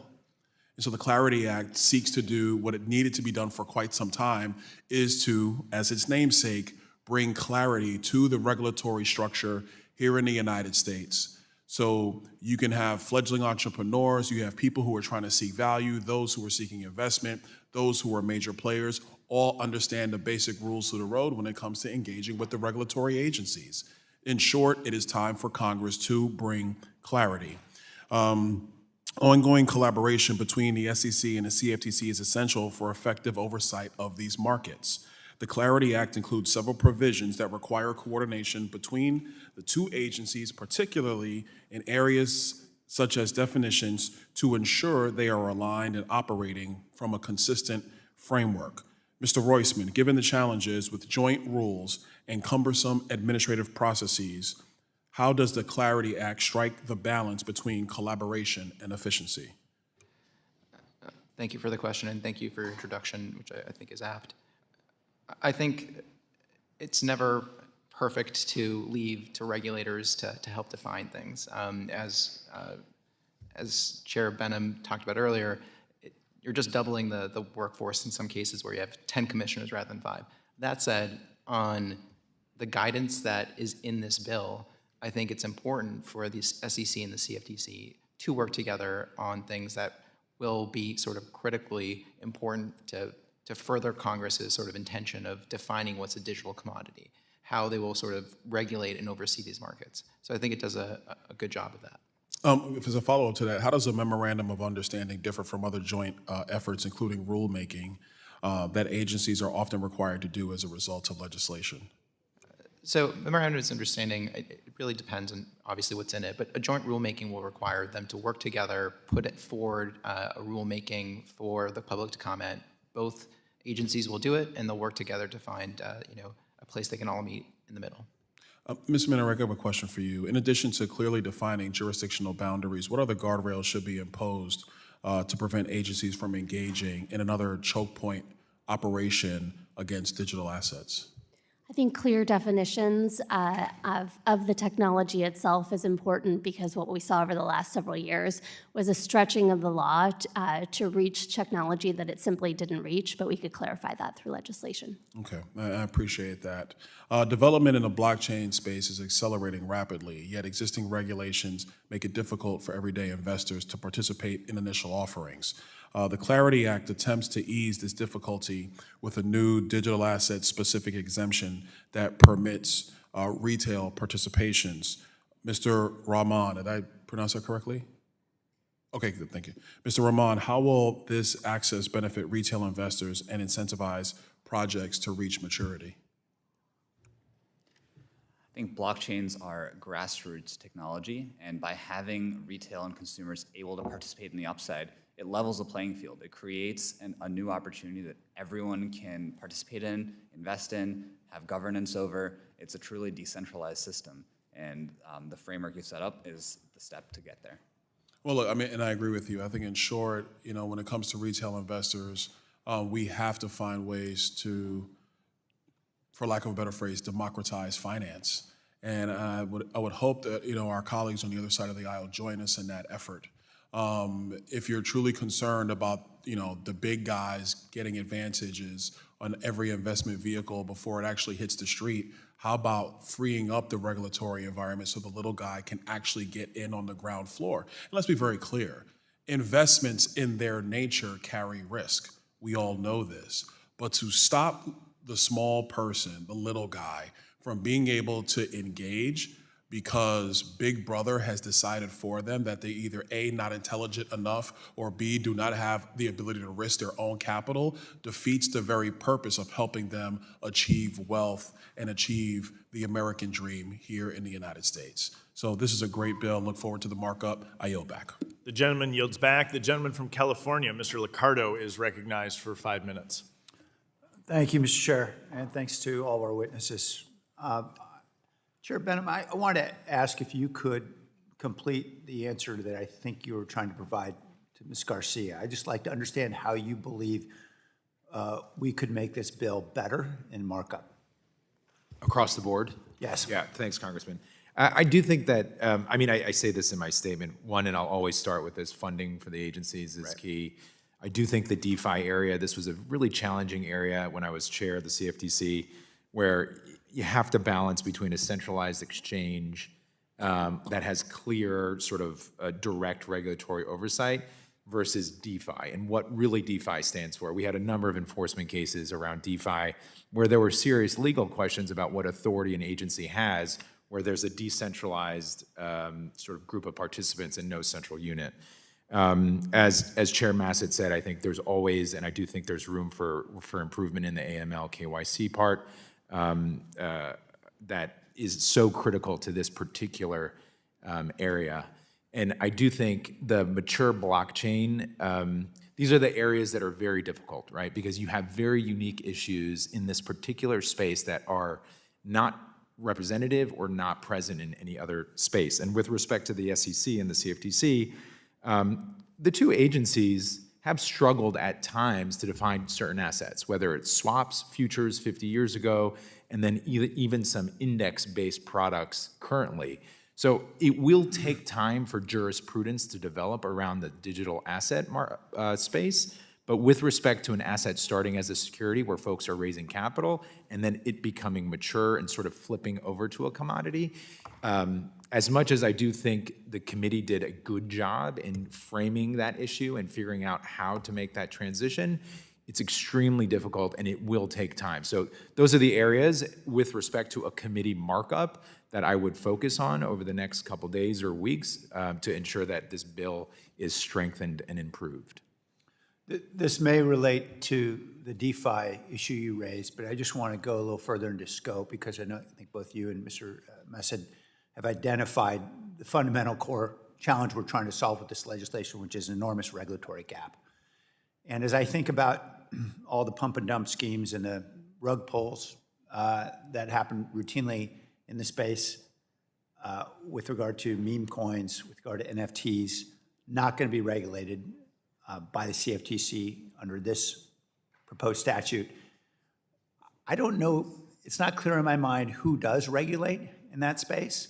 If it doesn't rise to the level of FinCEN in some kind of large criminal enterprise, who regulates there? And shouldn't we be doing something in this bill to address that enormous gap? It's an extremely important question. I even recall, I think going back to when I was a commissioner in 2019 and 2020, thinking about the distinctions between a centralized exchange where you have a more currency or financial asset like product, Bitcoin, Ether, trading in a very traditional way where you have buyers and sellers in a typical order book. These collectibles are in fact that in many respects. And I think Chairman Massad pointed out, it's a little bit of a gray line, I'm paraphrasing a bit, because in some respects, I think about it in the context of contract law and maybe perhaps like the Federal Trade Commission about what relationships we're having between people committing fraud around the value of an asset. So it's more of a bilateral counterparty relationship as opposed to what we view collectively as what a market looks like and having bids and offers and a continuous order book. And I can't give you a perfect answer, but It is not unlike, and I will go here, the event contract space where I have been very vocal about where the line should be for the CFTC in terms of what it regulates. There are certain products that are historically very much accustomed to an order book and a marketplace, but because of technology and because of investor demand, we're seeing a whole new set of product type assets that people can trade in ways that are somewhat similar to an exchange, but distinct as well. And this is where I think it's going to be very difficult. And as much as I do think the commodity definition captures the largest tokens, it's going to capture well over 70 to 80% of the market, the largest tokens, which end up being about 5 or so. But I do think Chairman Massett is right. If you look at a Coinbase or some of the other large exchanges, they're listing dozens and dozens of tokens, which don't have a lot of value. The vast majority of them don't trade very often and don't have too much liquidity or volume. And I think those are the areas where it could slip through cracks. Thank you. Gentleman's time has expired. The gentleman from South Carolina, Mr. Timmons, is now recognized for 5 minutes. Thank you, Mr. Chairman, and thank you to the witnesses for joining us. Near the end of this critical endeavor, I often remind industry representatives, whether they're major players or niche blockchain innovators, that we must get this right the first time. Once this car is on the road, there might not be an exit for quite a few miles. I firmly believe that Chairman Hill and Chairman Thompson have crafted a bill that not only addresses regulatory uncertainty, but also positions the United States to be a global leader in crypto for decades to come. Ms. Menarek, first, thank you for being here today, just days after recovering from a health scare. If that does not show Congress how important this legislation is for you, I do not know what will. I had a great visit to Uniswap HQ a few weeks back where we discussed the importance of the Clarity Act and the excitement surrounding Congress getting this across the finish line. For companies like yours, what does passing this legislation mean for attracting talent to the U.S.? Thank you for the question, Congressman, and for the kindness. I appreciate that. Having been a part of this industry for several years now, I can say that all of us are extremely excited about the opportunity to bring more talent back to the United States, to do more building back in the United States. In the last few years, we've lost a lot of products or projects to overseas development, or that development just didn't happen at all. But if we have rules of the road, then we have an opportunity to bring back economic activity, innovation, and jobs to America in this space. Thank you for that. In light of recent SEC rulemakings and the rollback of specific enforcement actions, how do the definitions and regulatory clarifications introduced in this legislation create a sustainable compliance framework that enables digital asset firms like yours to scale operations and innovate securely over the next 4 years and beyond? I think a couple critical pieces of this bill that are so important are, number one, that it confirms certain aspects of existing law that have long been true, but yet we as an industry have had to fight over at the cost of tens and hundreds of millions of dollars in court for years, including the secondary market trading of most digital assets that's not securities transactions. But now we know that there will be ways for new projects to launch, to fundraise. There was no clear path for that before. So it opens up more activity where that was chilled under the prior administration. The status quo has clearly changed, and the future is only more bright. Mr. Roisman, from your time at the SEC, can you detail specific examples of how overlapping domestic agency jurisdictions have impacted market participants' ability to innovate or operate efficiently?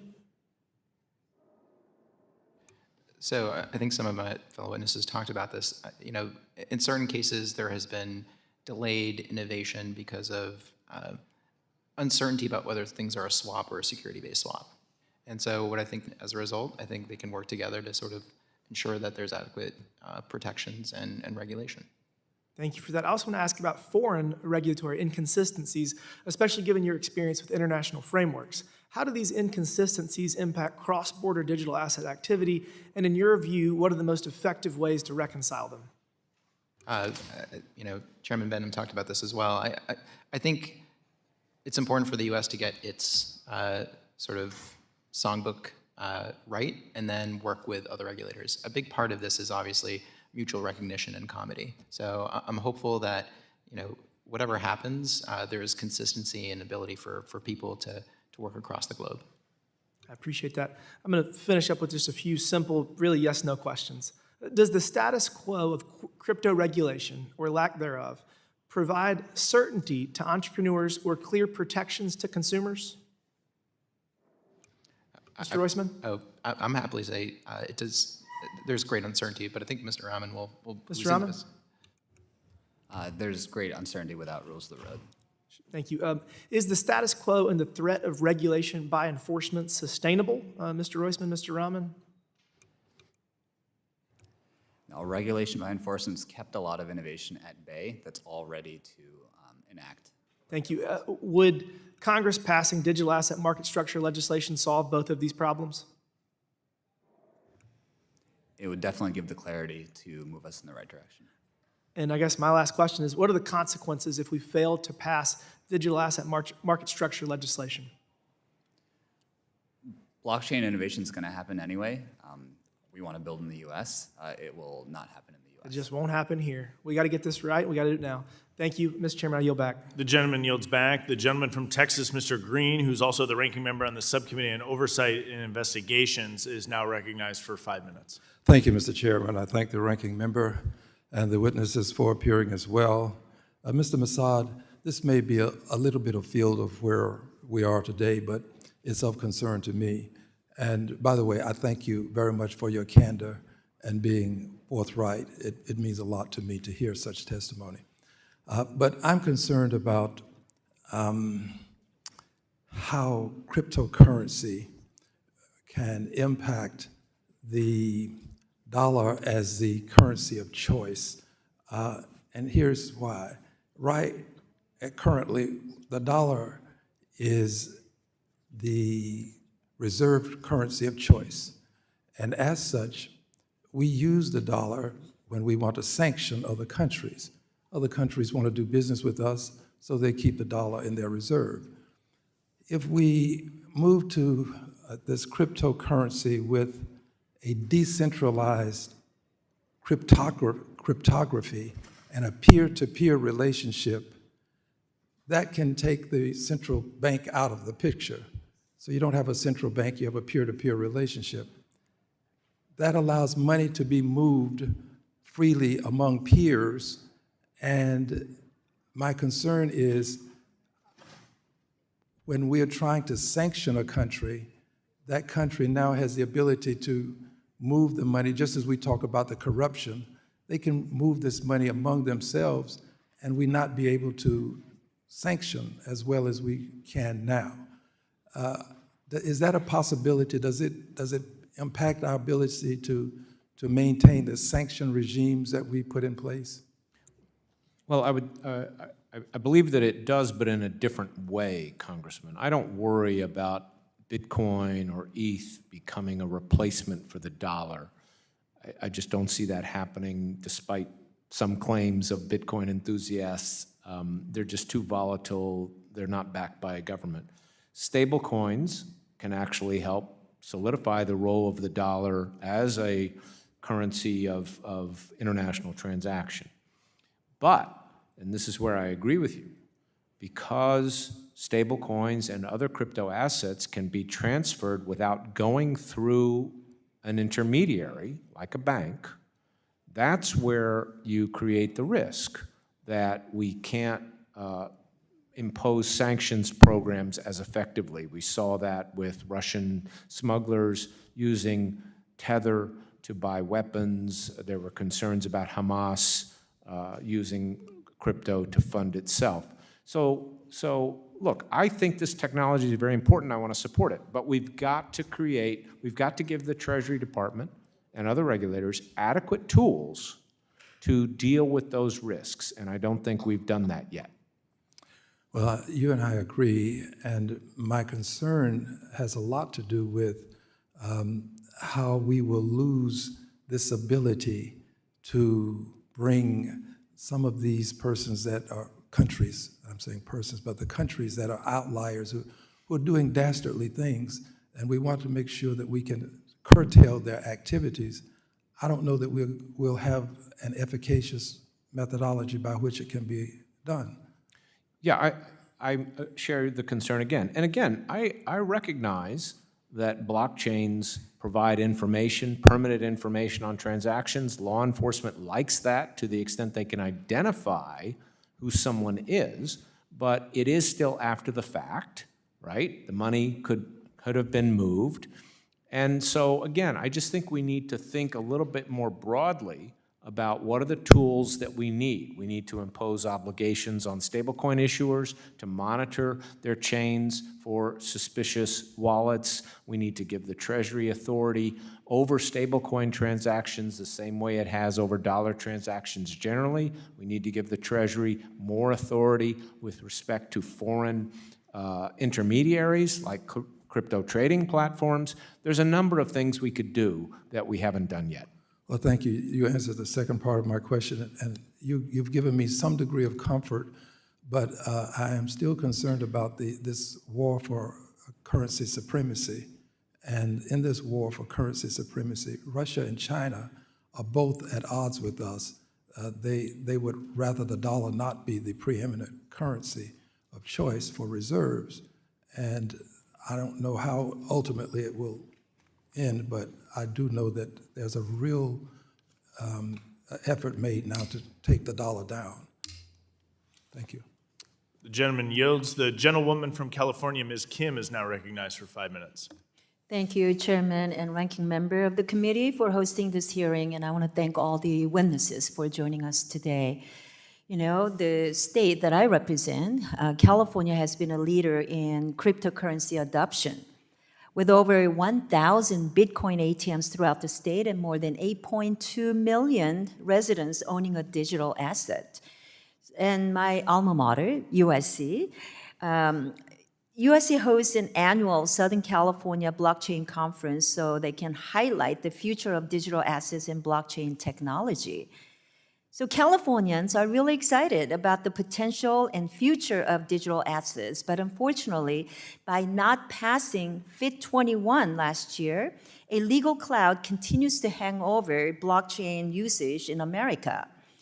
So this Clarity Act, which is led by our chairman, French Hill, will finally provide regulatory certainty so that America can drive the next generation of financial innovation and protect consumers, like my constituents, who want to participate in the digital market, digital asset market. So the question is, the opponents of digital assets often criticize the technology because of its ties to illicit finance. Let me ask the first question to you, Mr. Bannum. How are platforms engaging in the offer and sale of digital commodities to limit illicit finance? Thank you, Congresswoman, for the question. You know, as much as the market regulation is missing, something I've long advocated for, many of the centralized exchanges that operate in the U.S. and offer products to the United States customers do have to comply with both state money transmission requirements and also Treasury requirements within FinCEN. So there are mechanisms in place already around AML and KYC and to an extent CIP, which we would discuss.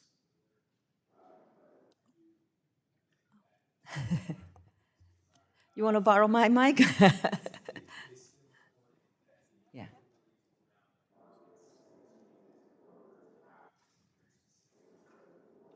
And not just the states and the Treasury Department itself. Great.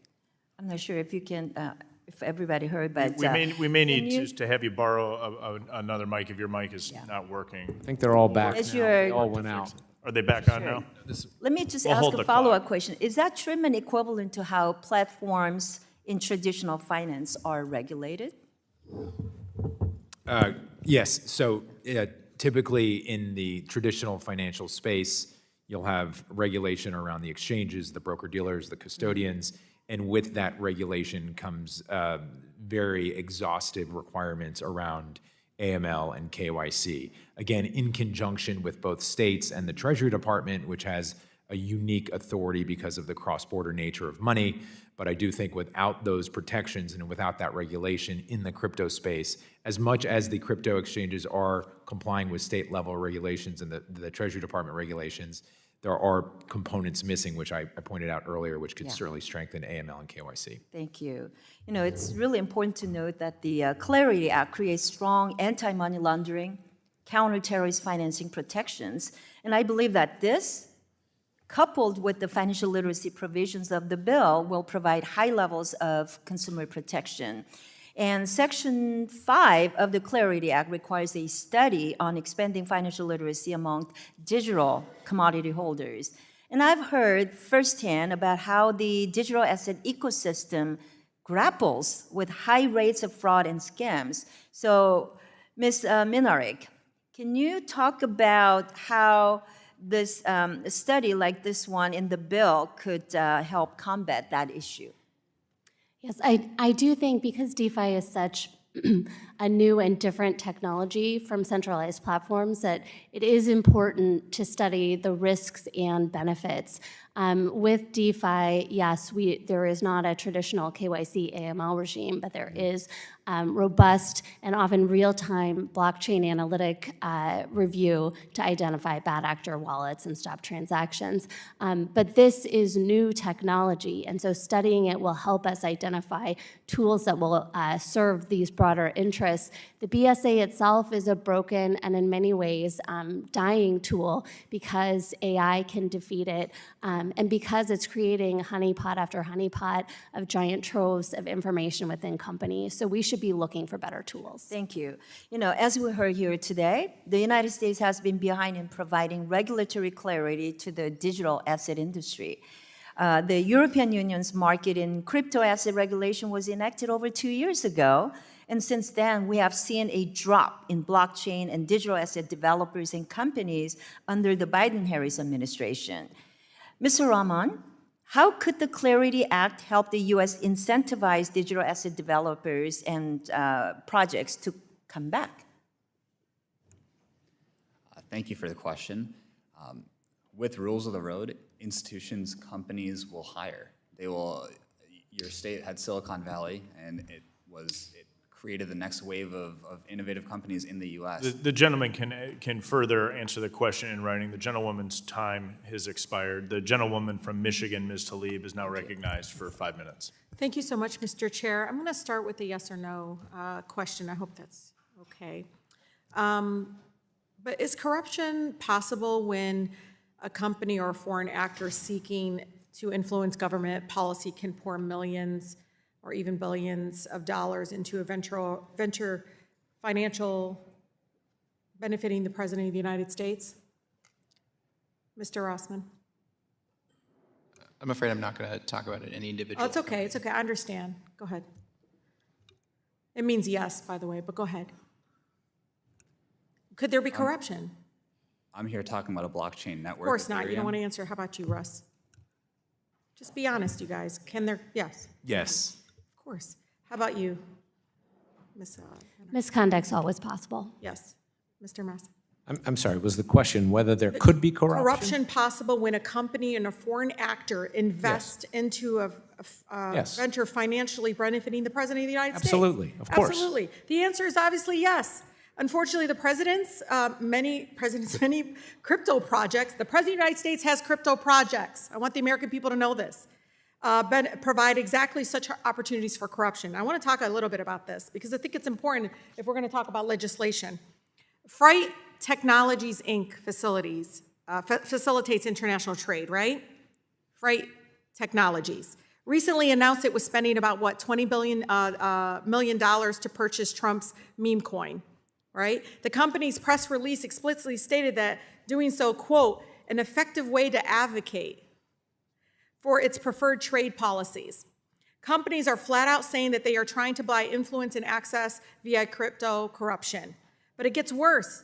Just one company, Binance, yes, we're going to talk about Binance, can easily put twice the amount in the president's pocket each year.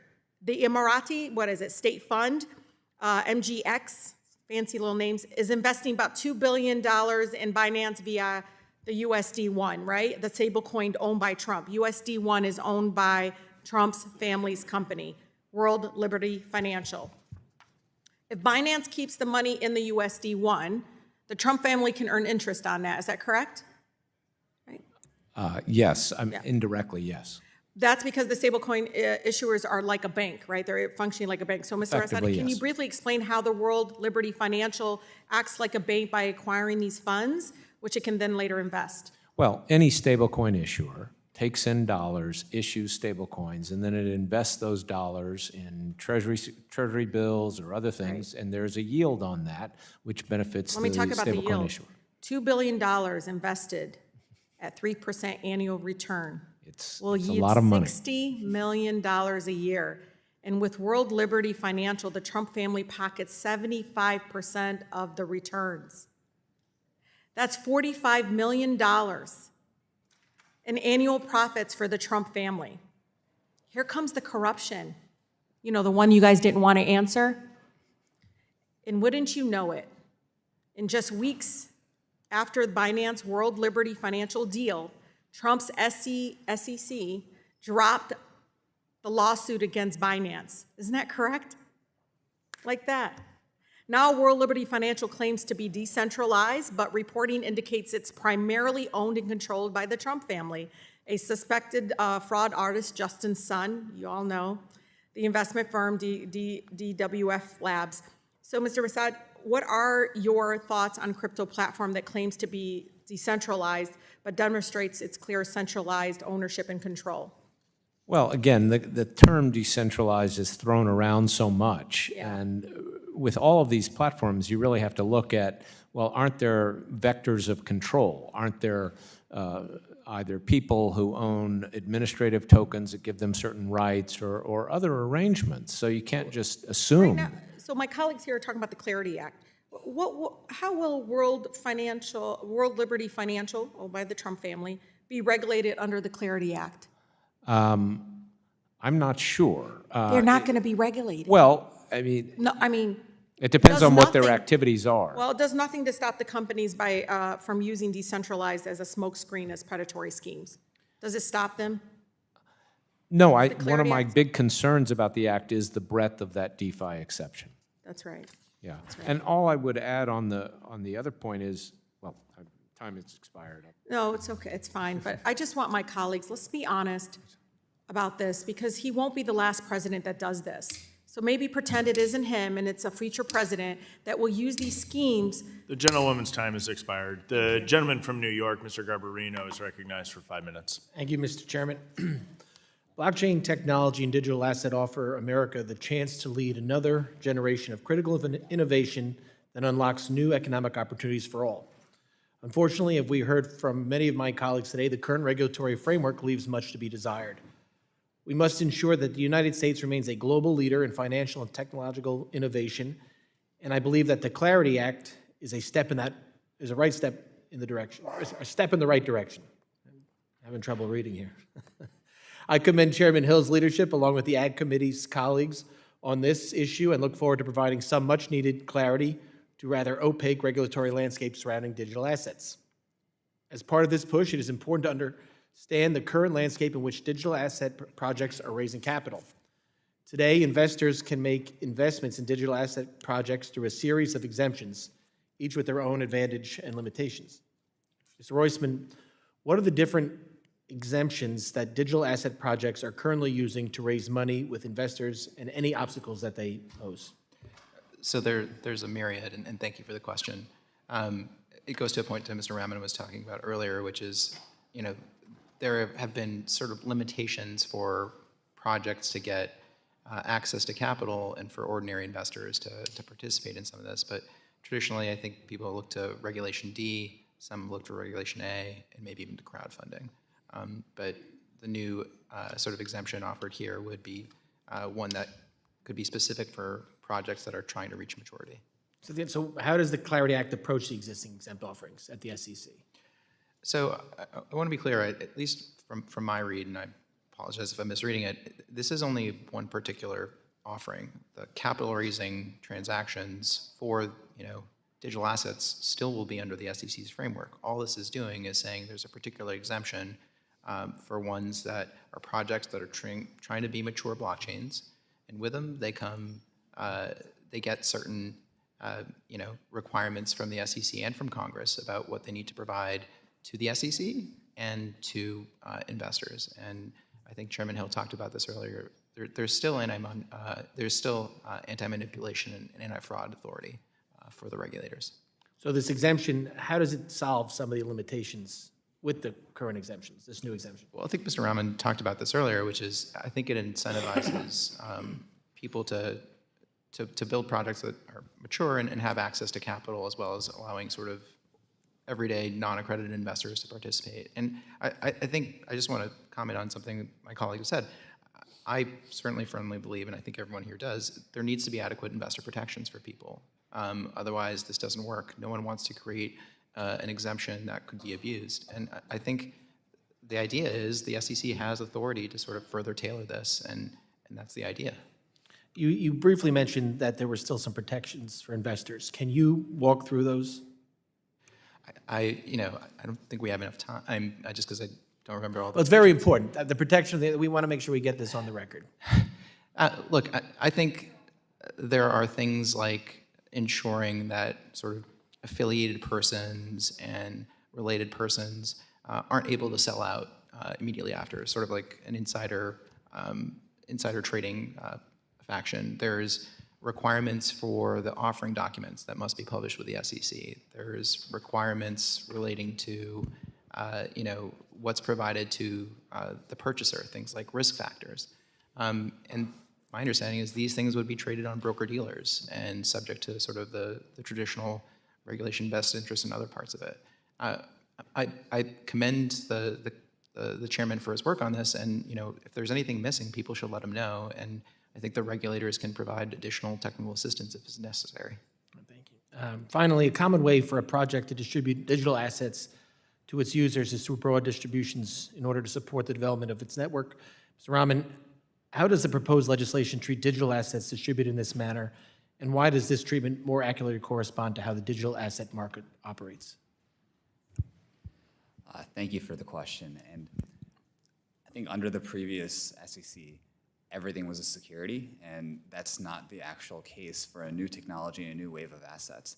A lot of the tokens powering blockchains, like ETH powering the Ethereum blockchain and securing the Ethereum blockchain, are commodities. And so this gives clarity that network tokens that are distributed fairly from launch via airdrops or via other community ways of distributing tokens are actually commodities and would be regulated differently. My time has expired. I yield back. Gentleman yields back. The gentlewoman from Colorado, Ms. Pedersen, is now recognized for 5 minutes. Thank you, Mr. Chair. I want to thank the witnesses for being with us today, and especially Ms. Manerick, as I understand you're recovering from pneumonia and still are here in person. We appreciate you. I am also deeply concerned about the president profiting off of the presidency, and especially how he's using digital assets to do so. And while I know that's been covered extensively, I just want to make sure that I express my deep concerns here.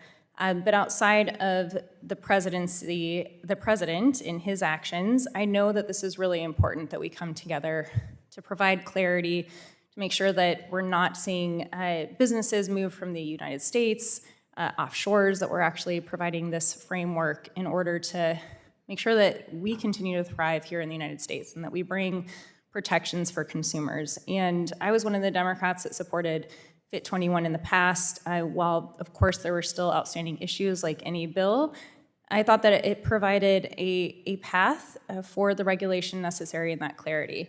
I know that many of us want to be there in providing additional amendments so that we can make sure that we're doing this in the right way. And this has a real path to becoming law this year, as you know, and it's important that we get this right. When we look back in 25 years, it's not going to be, did we get it done before August recess, and did we get it done alongside the stablecoin bill or in front of the Senate version? It's going to be, did we do this right and protect our financial system, protect consumers, and provide a durable legislation that can withstand the pendulum of the political dynamics here at the Capitol. And so I urge all of us to be able to take a little bit more time to get this right. I know that you all, especially the chairman, has been working around the clock to take our feedback, but I don't see how we are going to get everything incorporated by next week. So first want to get that out there. To my questions, Ms. Manerick, in your written testimony, you mentioned that the underlying Clarity Act, it's not ideological, and that while we have disagreements in the details of the legislation, that the core of the issue is everyone on this committee wants a framework that supports innovation and keeps out bad actors and protects consumers. So to go further on this point, can you comment on what principles of the digital asset ecosystem should appeal to both partisan, to members on both sides of the aisle? Thank you. Thank you, Congresswoman. Crypto itself is neutral technology that can be deployed for all kinds of valuable uses. The safe and secure exchange of value, the secure and immutable storage of data, and even digital ways to create and share art. There are worthwhile uses of crypto for everyone, which is what makes this a bipartisan, nonpartisan path to market structure legislation here so possible. In addition, the United States as a whole will benefit from leading in this new technology, and now is the moment to take back that leadership that we have ceded to other countries. And thank you, Ms. Manerick, to that point. You warned about every other major economy actually providing this framework that businesses are moving offshores, and in America should lead the world in the industries of the future and not cede our leadership. So how urgent is the need for the U.S. to establish clear regulations before other major economies gain an insurmountable advantage in this space? Congresswoman, I take your caution that you noted earlier very seriously. I do equally believe that time is of the essence, so we have competing priorities there. I think that the longer we take to do good market structure legislation, the more we are ceding U.S. leadership, not just in this innovation, but to overseas regulators who will set the standards for Americans' use of this technology. We should be setting those standards ourselves. Great. I never usually have extra time. We can dive into, is there anything that the witnesses feel like you haven't had the opportunity to speak on? Mr. Massad, do you have anything that you'd like to add? Well, I would maybe add two things.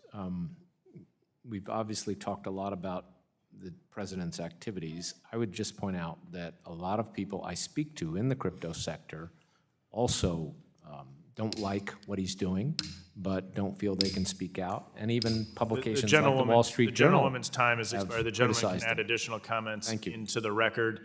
The gentleman from the great state of Wisconsin. Mr. Chairman, I seek recognition. For what purpose does the ranking member seek recognition? Pursuant to Clause 2J1 of Rule 11 of the Rules of the House and Clause D5 of Rule 3 of the Rules of the Committee on Financial Services, I and every single Democratic member of the committee unanimously request to call additional witnesses selected by committee Democrats to testify in continuation of today's hearing, also known as Minority Day hearing. Continuing this hearing with a second panel will provide members of the committee and the American public the opportunity to consider and discuss additional perspectives on President Trump's crypto conflicts of interest and corruption, including measures like my bill, H.R. 3573, the Stop Trump in Crypto Act, the effects of H.R. 3633, the Clarity Act of 2025 on consumer and investor protection, national security and existing securities and commodity futures, regulation, and the Clarity Act's potential effects on the digital asset industry and broader financial system. I also request unanimous consent to enter my Minority Day hearing request letter into the record. It'll be entered into the record without objection. I thank the ranking member. Generally, House Rule 11 is reserved for when the minority is denied a witness. Today, The minority requested the Honorable Timothy Masad as their witness, who we invited. However, we'll commit to you to adhere to House Rule 11. We previously held a subcommittee hearing on the matter that the ranking member objected to, and then we held a roundtable on the topic, another opportunity to have engaged substantively on a hearing.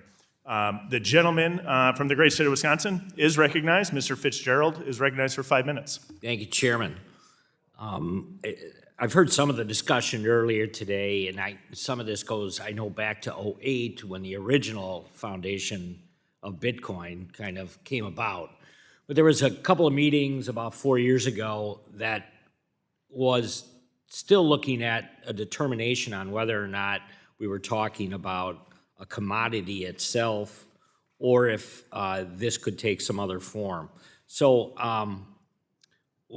while only some of the digital assets projects have kind of stood the test of time, there's others that are emerging.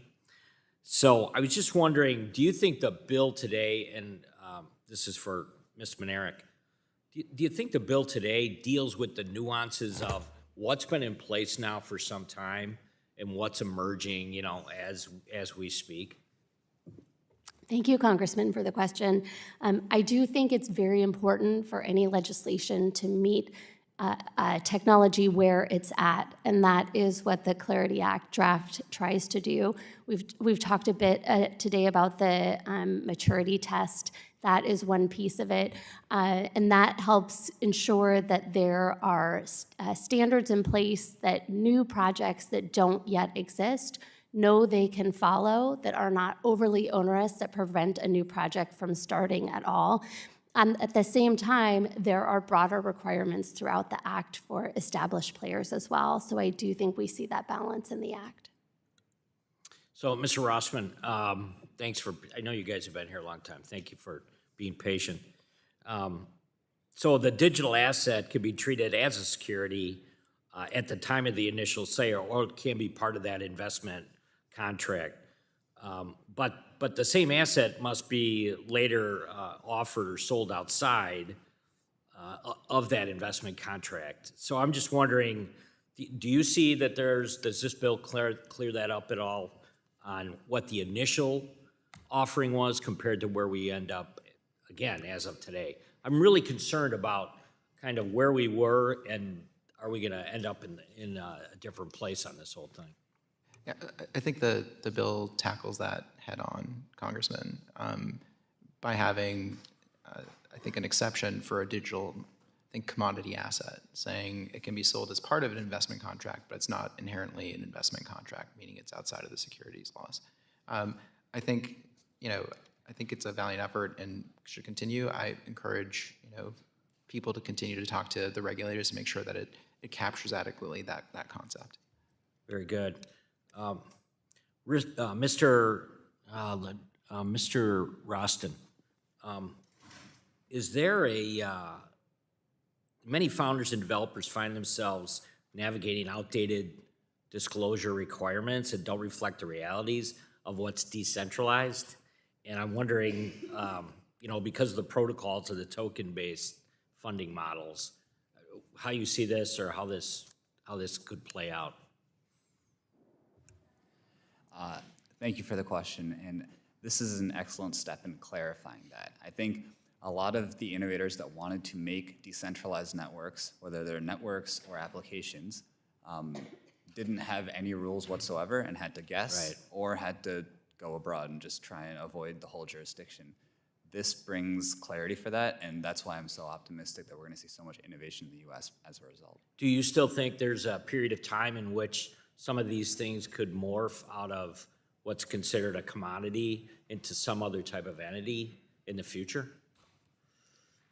I think that over time, as things become more decentralized, which is starting to be enumerated in this bill, you can have a globally distributed network and a protocol that has tokens that are globally distributed. So I think it's possible. Very good. Thank you. I yield back. The gentleman yields back. The gentlewoman from Massachusetts, Ms. Presley, is now recognized for 5 minutes. Thank you. Now, in normal times, a U.S. president trafficking in corruption would be condemned by both Republicans and Democrats. In normal times, the appearance of bribery, even the hint of it, would be universally denounced. But these are not normal times. In fact, in this season of reverse Robin Hood culture, these are the worst of times. The Trump family is engaging in mind-boggling levels of corruption, so blatant, so numerous that we're overwhelmed and can't keep up, which is in fact the strategy. Today, I want to shed light on specifically the crypto bribery scheme happening in plain sight. Now, Trump launched World Liberty Financial, a crypto platform where 75% of revenues go straight to the Trump family's pockets. This has become a pay-to-play corruption game. Occupant Trump, has zero interest in lowering costs for working families, but remains vigilant in his efforts to enrich himself. Now, as further evidence of this pay-to-play corruption game, player one is Justin Sun. In 2023, the SEC sued him and his companies for defrauding investors, manipulating token prices, and secretly paying celebrities to promote tokens without disclosing payments. All of that is illegal. But after Sun purchased $75 million worth of Trump's tokens, he was appointed as an advisor to World Liberty Financial, and magically, Trump's SEC dropped their case against him. Maybe that's just a coincidence, but it sure does look like crypto bribery. Then there's Binance. The company's founder, Changpeng Zhao, or CC, was convicted for failing to prevent terrorists, child abusers, and cyber criminals from using his crypto exchange. Binance paid a $4 billion fine, and the SEC also sued Binance for running an unlicensed exchange. Now, that would have been a slam dunk case.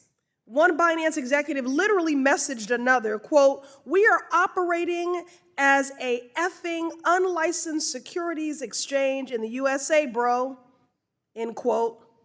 I must say, the constituency of bros are certainly living their best life in Donald Trump's America.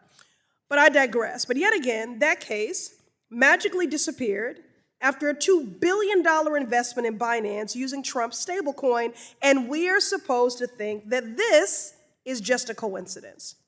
So let me ask a very simple question, and I promise you, this is not a gotcha question. This is straightforward. So I'm looking for a straightforward answer. Should companies be able to bribe the President of the United States to make SEC lawsuits go away, yes or no? And we'll begin with Mr. Mossett and work back.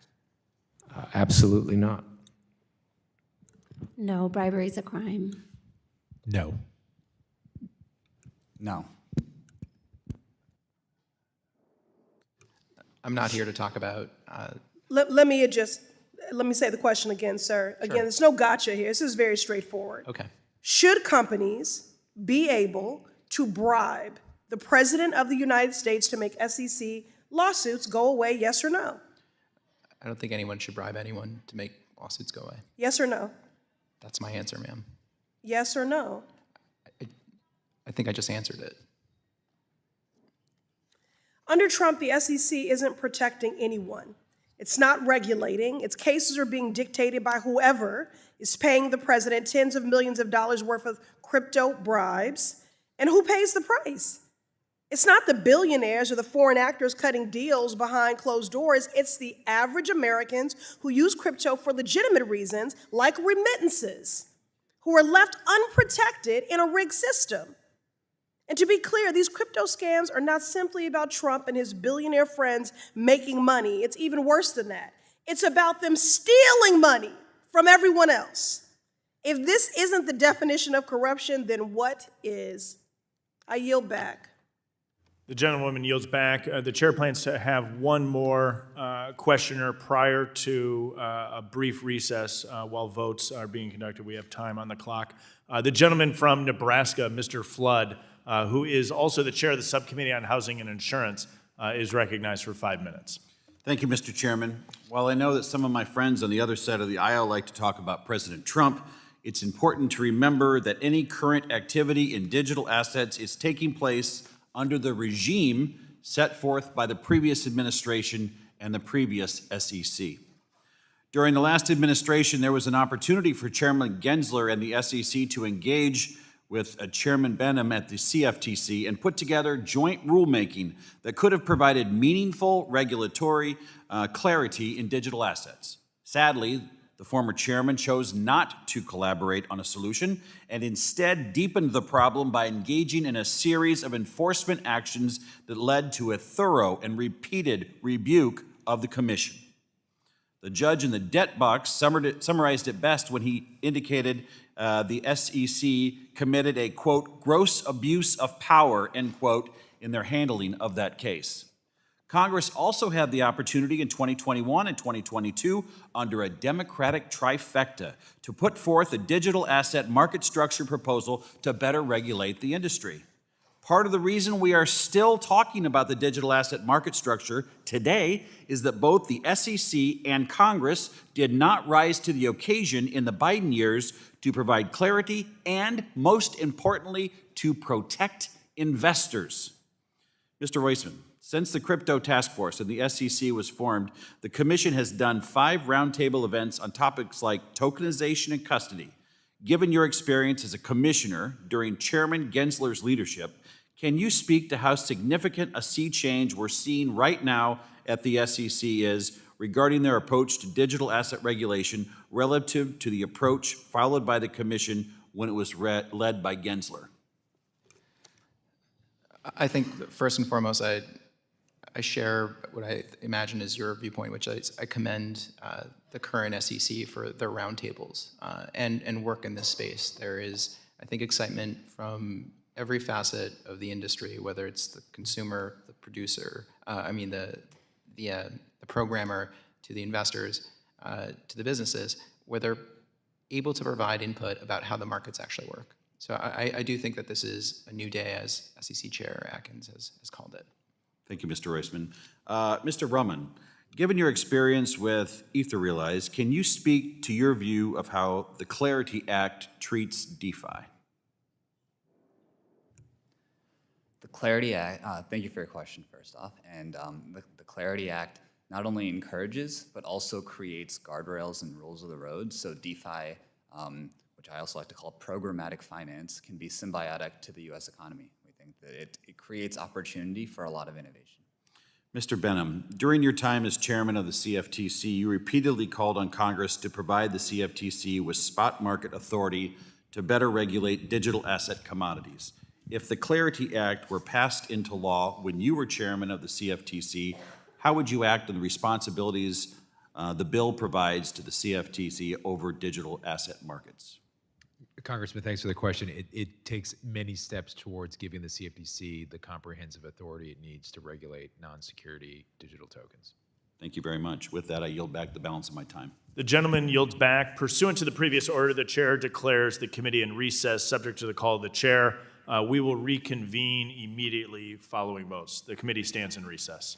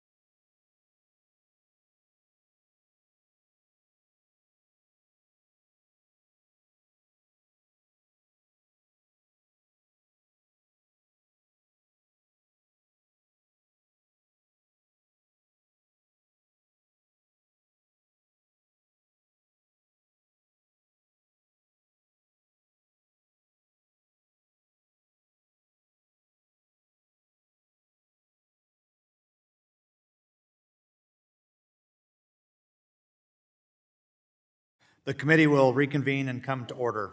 The gentleman from North Carolina, Mr. Moore, is now recognized for 5 minutes. Thank you, Mr. Chairman, and I want to thank the testimony of the witnesses, some of which I sat in here and watched, some of which I watched on TV. But a couple of things that have come to mind for me is that during the Biden administration, America's innovators operated, I guess what I would say, in a cloud of legal uncertainty.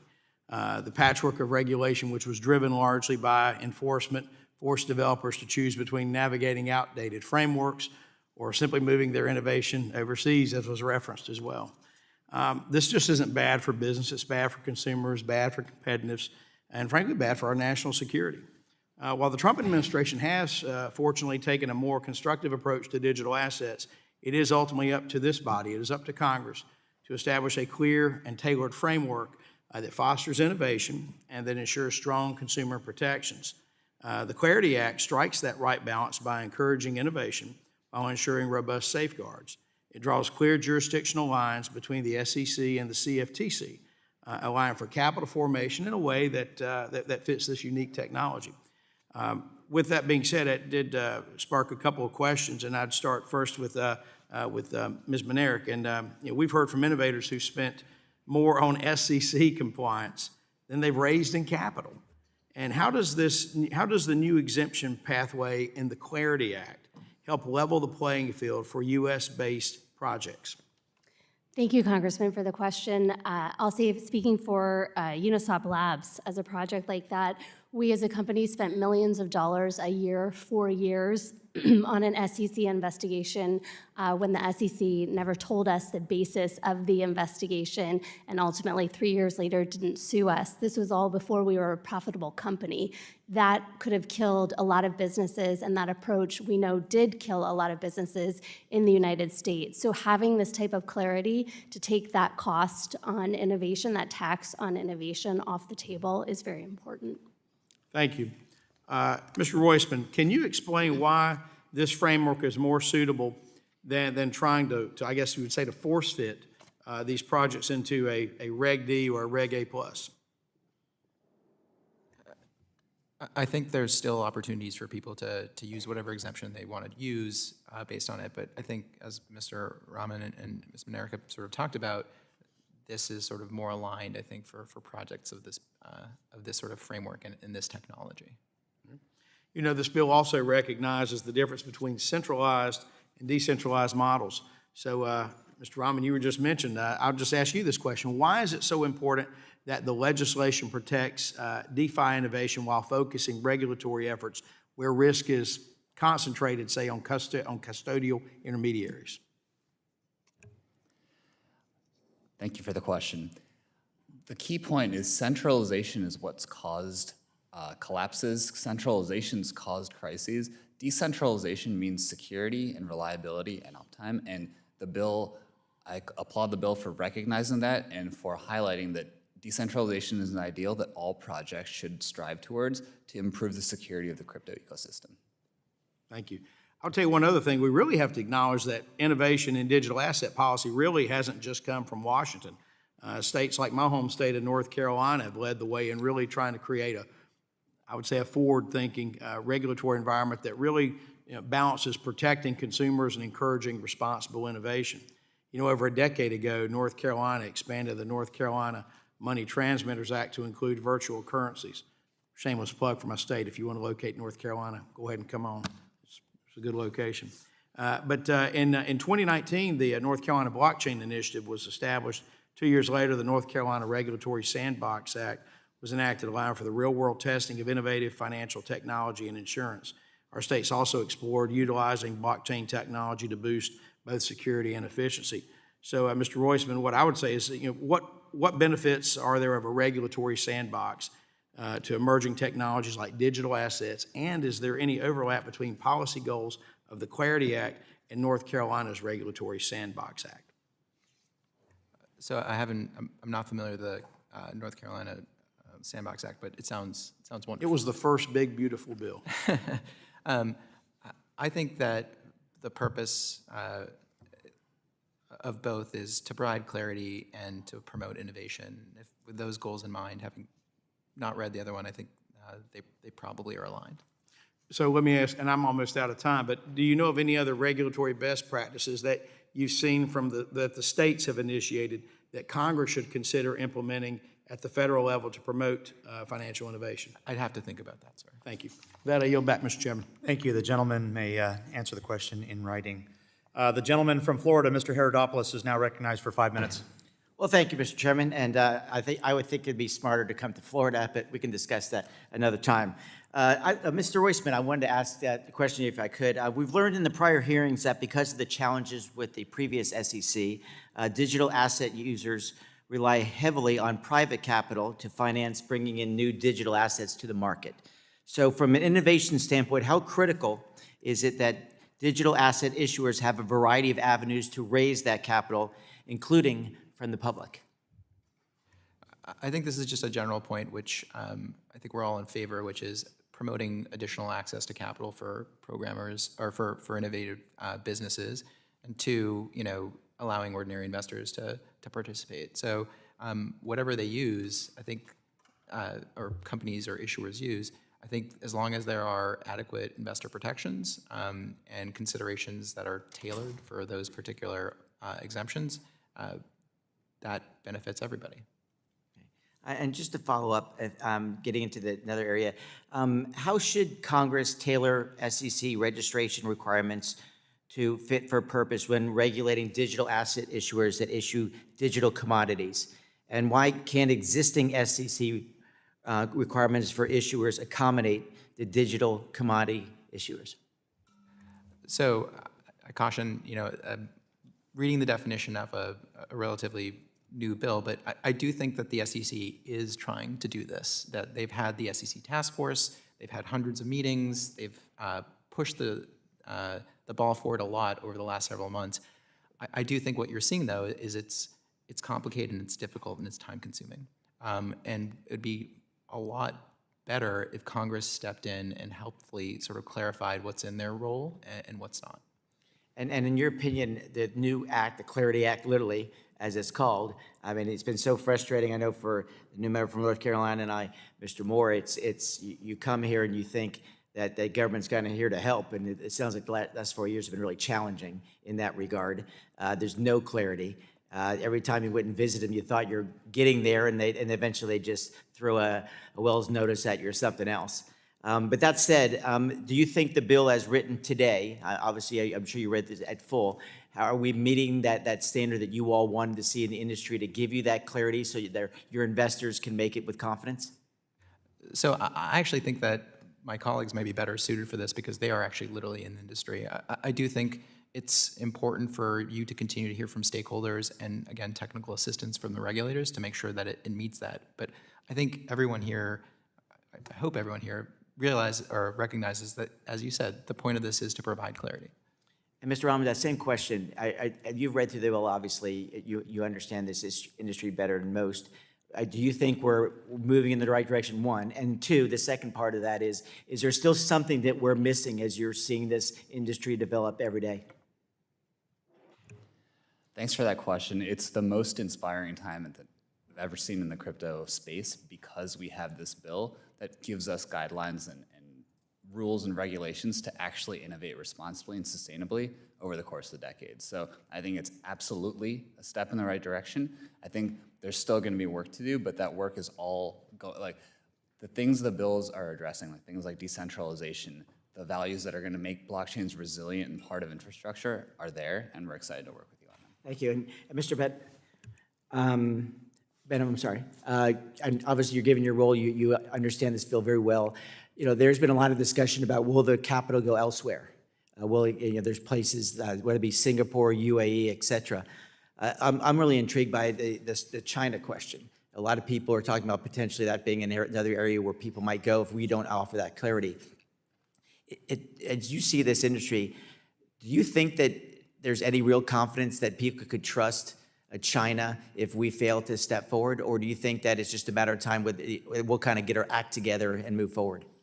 Thanks, Congressman. I've always thought, because this question is posed to me for many years, going back to when I was first nominated to be chair, we have the benefit in the U.S. of having the deepest, most liquid capital markets.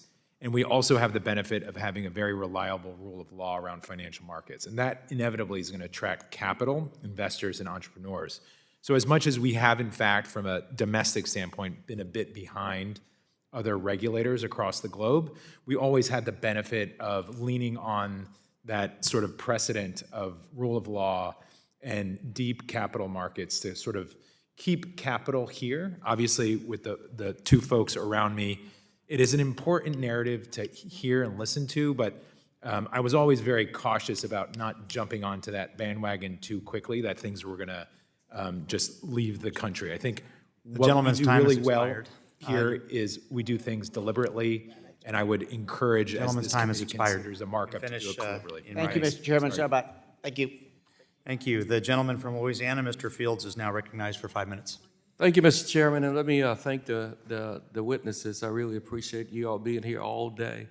I just have a few questions for you, Mr. Massett. One, the bill allows entities to self-certify their intent to become a mature blockchain system within 4 years, with only 60 days for the CFTC to review it. From your regulatory experience, what are the dangers of self-certification, of the self-certification process, in your opinion? I think, thank you for the question, Congressman. I think that's a big problem, particularly for this exemption. I don't see why we have a structure that they should self-certify. You know, the idea is we want to facilitate capital raising for these projects. We can do that without this type of exemption. I think the real issue is just making sure disclosure requirements work and perhaps addressing secondary sales. But, you know, with this structure, someone could say they have the intent to be a mature blockchain and then never reach it. I'm not the only one saying this.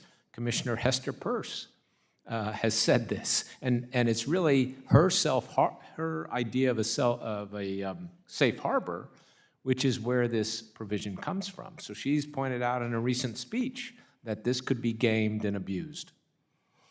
The other question, Chairman, is you led the CFTC during a time when maintaining agency independence was paramount. The Clarity Act gives the president significant influence over new crypto regulations, while the president simultaneously owns and actively promotes his own cryptocurrencies and meme coins. In your experience, what are the risks when a president has direct financial interest in an industry that he's regulating? They're huge. I think it creates a dark cloud over what we're doing here today, quite frankly, because I think people, look, most Americans don't follow all this. They don't even care that much about crypto, but to the extent that they're going to hear something, I think they're going to have the impression that, wait, is this crypto thing just a game for those who have influence, for those who can curry favor with the government? And, you know, they see these reports of the dinner that he had that was for people who, you know, bought the coins. Again, as I noted earlier, Vitalik Buterin, who's, you know, the creator of Ethereum, said the meme coins were a vehicle for bribery, basically. So I think it's a real problem. And it's something, frankly, it shouldn't be partisan. I know it's become partisan today. But look, the Wall Street Journal has denounced this. The Economist has criticized this. It's not just Democrats. And then my final question is, this bill would dramatically expand CFTF's jurisdiction over digital assets, yet provide no authorization for additional examiners or resources. Based on your experience running the agency, is the CFTC equipped to handle the likely flood of registrations while maintaining adequate oversight? Not under its current budget. I know the law does have a provision for some fees, but their resources are going to have to be increased dramatically. These are huge markets. The crypto market is a huge market. It's very complicated. It's new. There's going to be a lot of, things of first impression. And the CFTC is already stretched in terms of what it has to do, and it's got some very important responsibilities, like overseeing our systemically important clearinghouses. So we do need to expand its resources significantly if it's going to be given this responsibility. Mr. Chairman, on that note, I want to thank all of the witnesses for being here, and I yield back the balance of my time. The gentleman yields back. I now recognize myself for 5 minutes. Now, I appreciate Chairman Hill for holding this hearing today as we discuss legislation to ensure that the U.S. leads the world in innovation. The U.S. cannot cede leadership in the digital asset space. The Financial Services Committee took the first step in passing a payment stablecoin regulatory framework, but we also need clear rules of the road for the market structure of digital assets. The United States is unique in having two separate market regulators, the SEC and the CFTC, each with different missions. One of the criticisms of previous market structure legislation was that it created two separate markets for the same asset. The Clarity Act solves this problem by distinguishing capital raising transactions from digital commodities sold in such a transaction. The framework leverages the unique strengths of both the SEC and the CFTC. So I'm going to start with Mr. Roisman. In the securities context, does the SEC tell investors which stocks to buy, or do we ensure that they have adequate information? They don't tell investors what stocks to buy, but they require issuers to provide enough information for them to make informed investment Thank you. decisions. Under the Clarity Act, the SEC retains jurisdiction over issuer disclosures and obligations, such as lockup requirements on insiders. The CFTC gains regulatory authority over digital commodity spot markets and intermediaries dealing in the digital commodities. I'm going to go to Mr. Venom. How does this play into the strengths of both agencies without creating an unnecessary complex maze of overlapping authorities? Congressman, thanks for the question. Ultimately, as I've argued, you have two different assets who have two very different characteristics. And as Commissioner Roisman pointed out, securities and the securities laws were built for bridging information gaps between issuers and investors. The commodity derivatives laws were built for very different purposes of providing transparent, fair, and orderly markets. You don't have that disclosure requirement like you do on the security side as much as you have market integrity as the primary focus. So how do you respond to skeptics that say legislation is not needed and that the SEC and CFTC have the authority already to issue regulations on digital assets that will promote innovation? Well, as I've said many times, given the size of the market, given the particular size of a few tokens, which are commodities, the vast majority of the digital asset market remains unregulated given current law. Thank you. Move on to Ms. Minerick. So fostering innovation in the United States means protecting the right to self-custody. Why is it important for the Clarity Act to enshrine the right to self-custody in digital assets? Thank you for the question, Congressman. I've mentioned in other contexts that my family was personally debanked in 2021 for no legitimate reason. Even worse than that, the bank held on to our money and wouldn't tell us for a period of 2 months if or when we would ever get it back. That is something that happens to everyday Americans all the time. They're shut out of our traditional finance system. But now we have technology so that any American can safely, securely, and digitally hold their own assets in their own control and their own custody. Centralized services serve great purposes, but having this option, it should be available to all Americans. Thank you. Thank you to the witnesses. I yield the remainder of my time. The gentleman from New York, Mr. Lawler, is now recognized for 5 minutes. Thank you, Mr. Chairman. I want to thank our witnesses for being here today, and both Chairman Hill and Thompson for leading us in this important effort. As our economy is evolving, we need to be making sure that we are establishing a system that allows for our businesses to thrive and Americans to prosper. Mr. Roisman, are exempt offerings a standard feature of America's robust securities laws and capital markets? Yes. And are disclosures and insider obligations features of such exemptions? Not always to the extent that they are in the current sort of Clarity Act. Does the SEC's authority over disclosures apply under the Clarity Act? With respect to that exemption, there is tailored ones for them as well as rulemaking authority to make sure that they're accurate and complete, I'd say. Is it appropriate to have tailored disclosures for capital raises involving digital commodities? I think it's helpful if you're trying to incentivize issuances in this area. I think the commission can be thoughtful in this. I think that the outline of what an investor would want to know is different, or the requirements provides information that may not be captured under sort of traditional exemptions.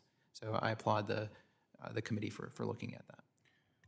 In your opinion, would American consumers be better off without tailored disclosures? I'm all for appropriate disclosures. I don't know what tailored or not. It's enough information for an investor to make an informed decisions, and overlaid with the requisite consumer or investor protections, which again I think the SEC will be able to help finalize.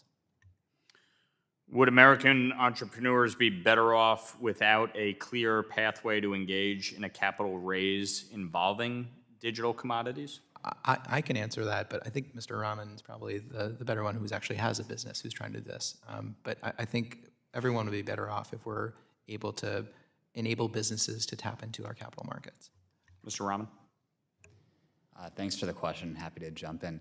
I think the more ways to raise capital in America with clear rules of the road, the better. What we don't want is to force projects that want to build here to have to raise capital elsewhere. When all the capital's here, the innovation's here, the talent's here, and the desire is here. So rules of the road will definitely help. Ms. Menarek, some members have brought up the Trump coin and meme coins, I think rather extensively throughout today's hearing. Isn't it true, in fact, that as a result of their concern, they should support a framework like the one we are working on that includes robust disclosure and other consumer protection requirements that help the markets decide what is and is not worth their money? Furthermore, how would a comprehensive framework assuage concerns of my friends on the other side of the aisle? At the end of the day, we should not let these concerns hamper innovation and the potential of digital assets. Congressman, thank you for the question. I certainly believe that passing legislation like the Clarity Act would be better for the public as a whole than the status quo. It does not mean that there may not be more questions to answer, but we would be moving forward in terms of protecting the public.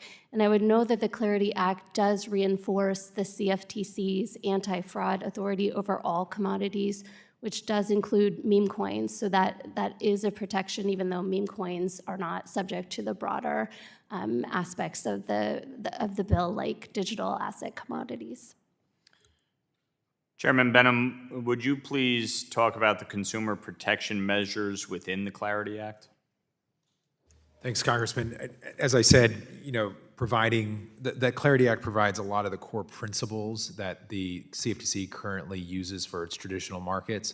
So as applied, or at least applying those core principles to digital commodity exchanges and brokers and other components of the digital asset ecosystem would certainly provide transparency through registration, surveillance, oversight, books and records examinations. As I said, the bill takes great lengths and is very successful in accomplishing a lot of the goals that I've articulated, but I certainly think there's more work to be done, and it'll benefit certainly from a markup and having more robust conversations.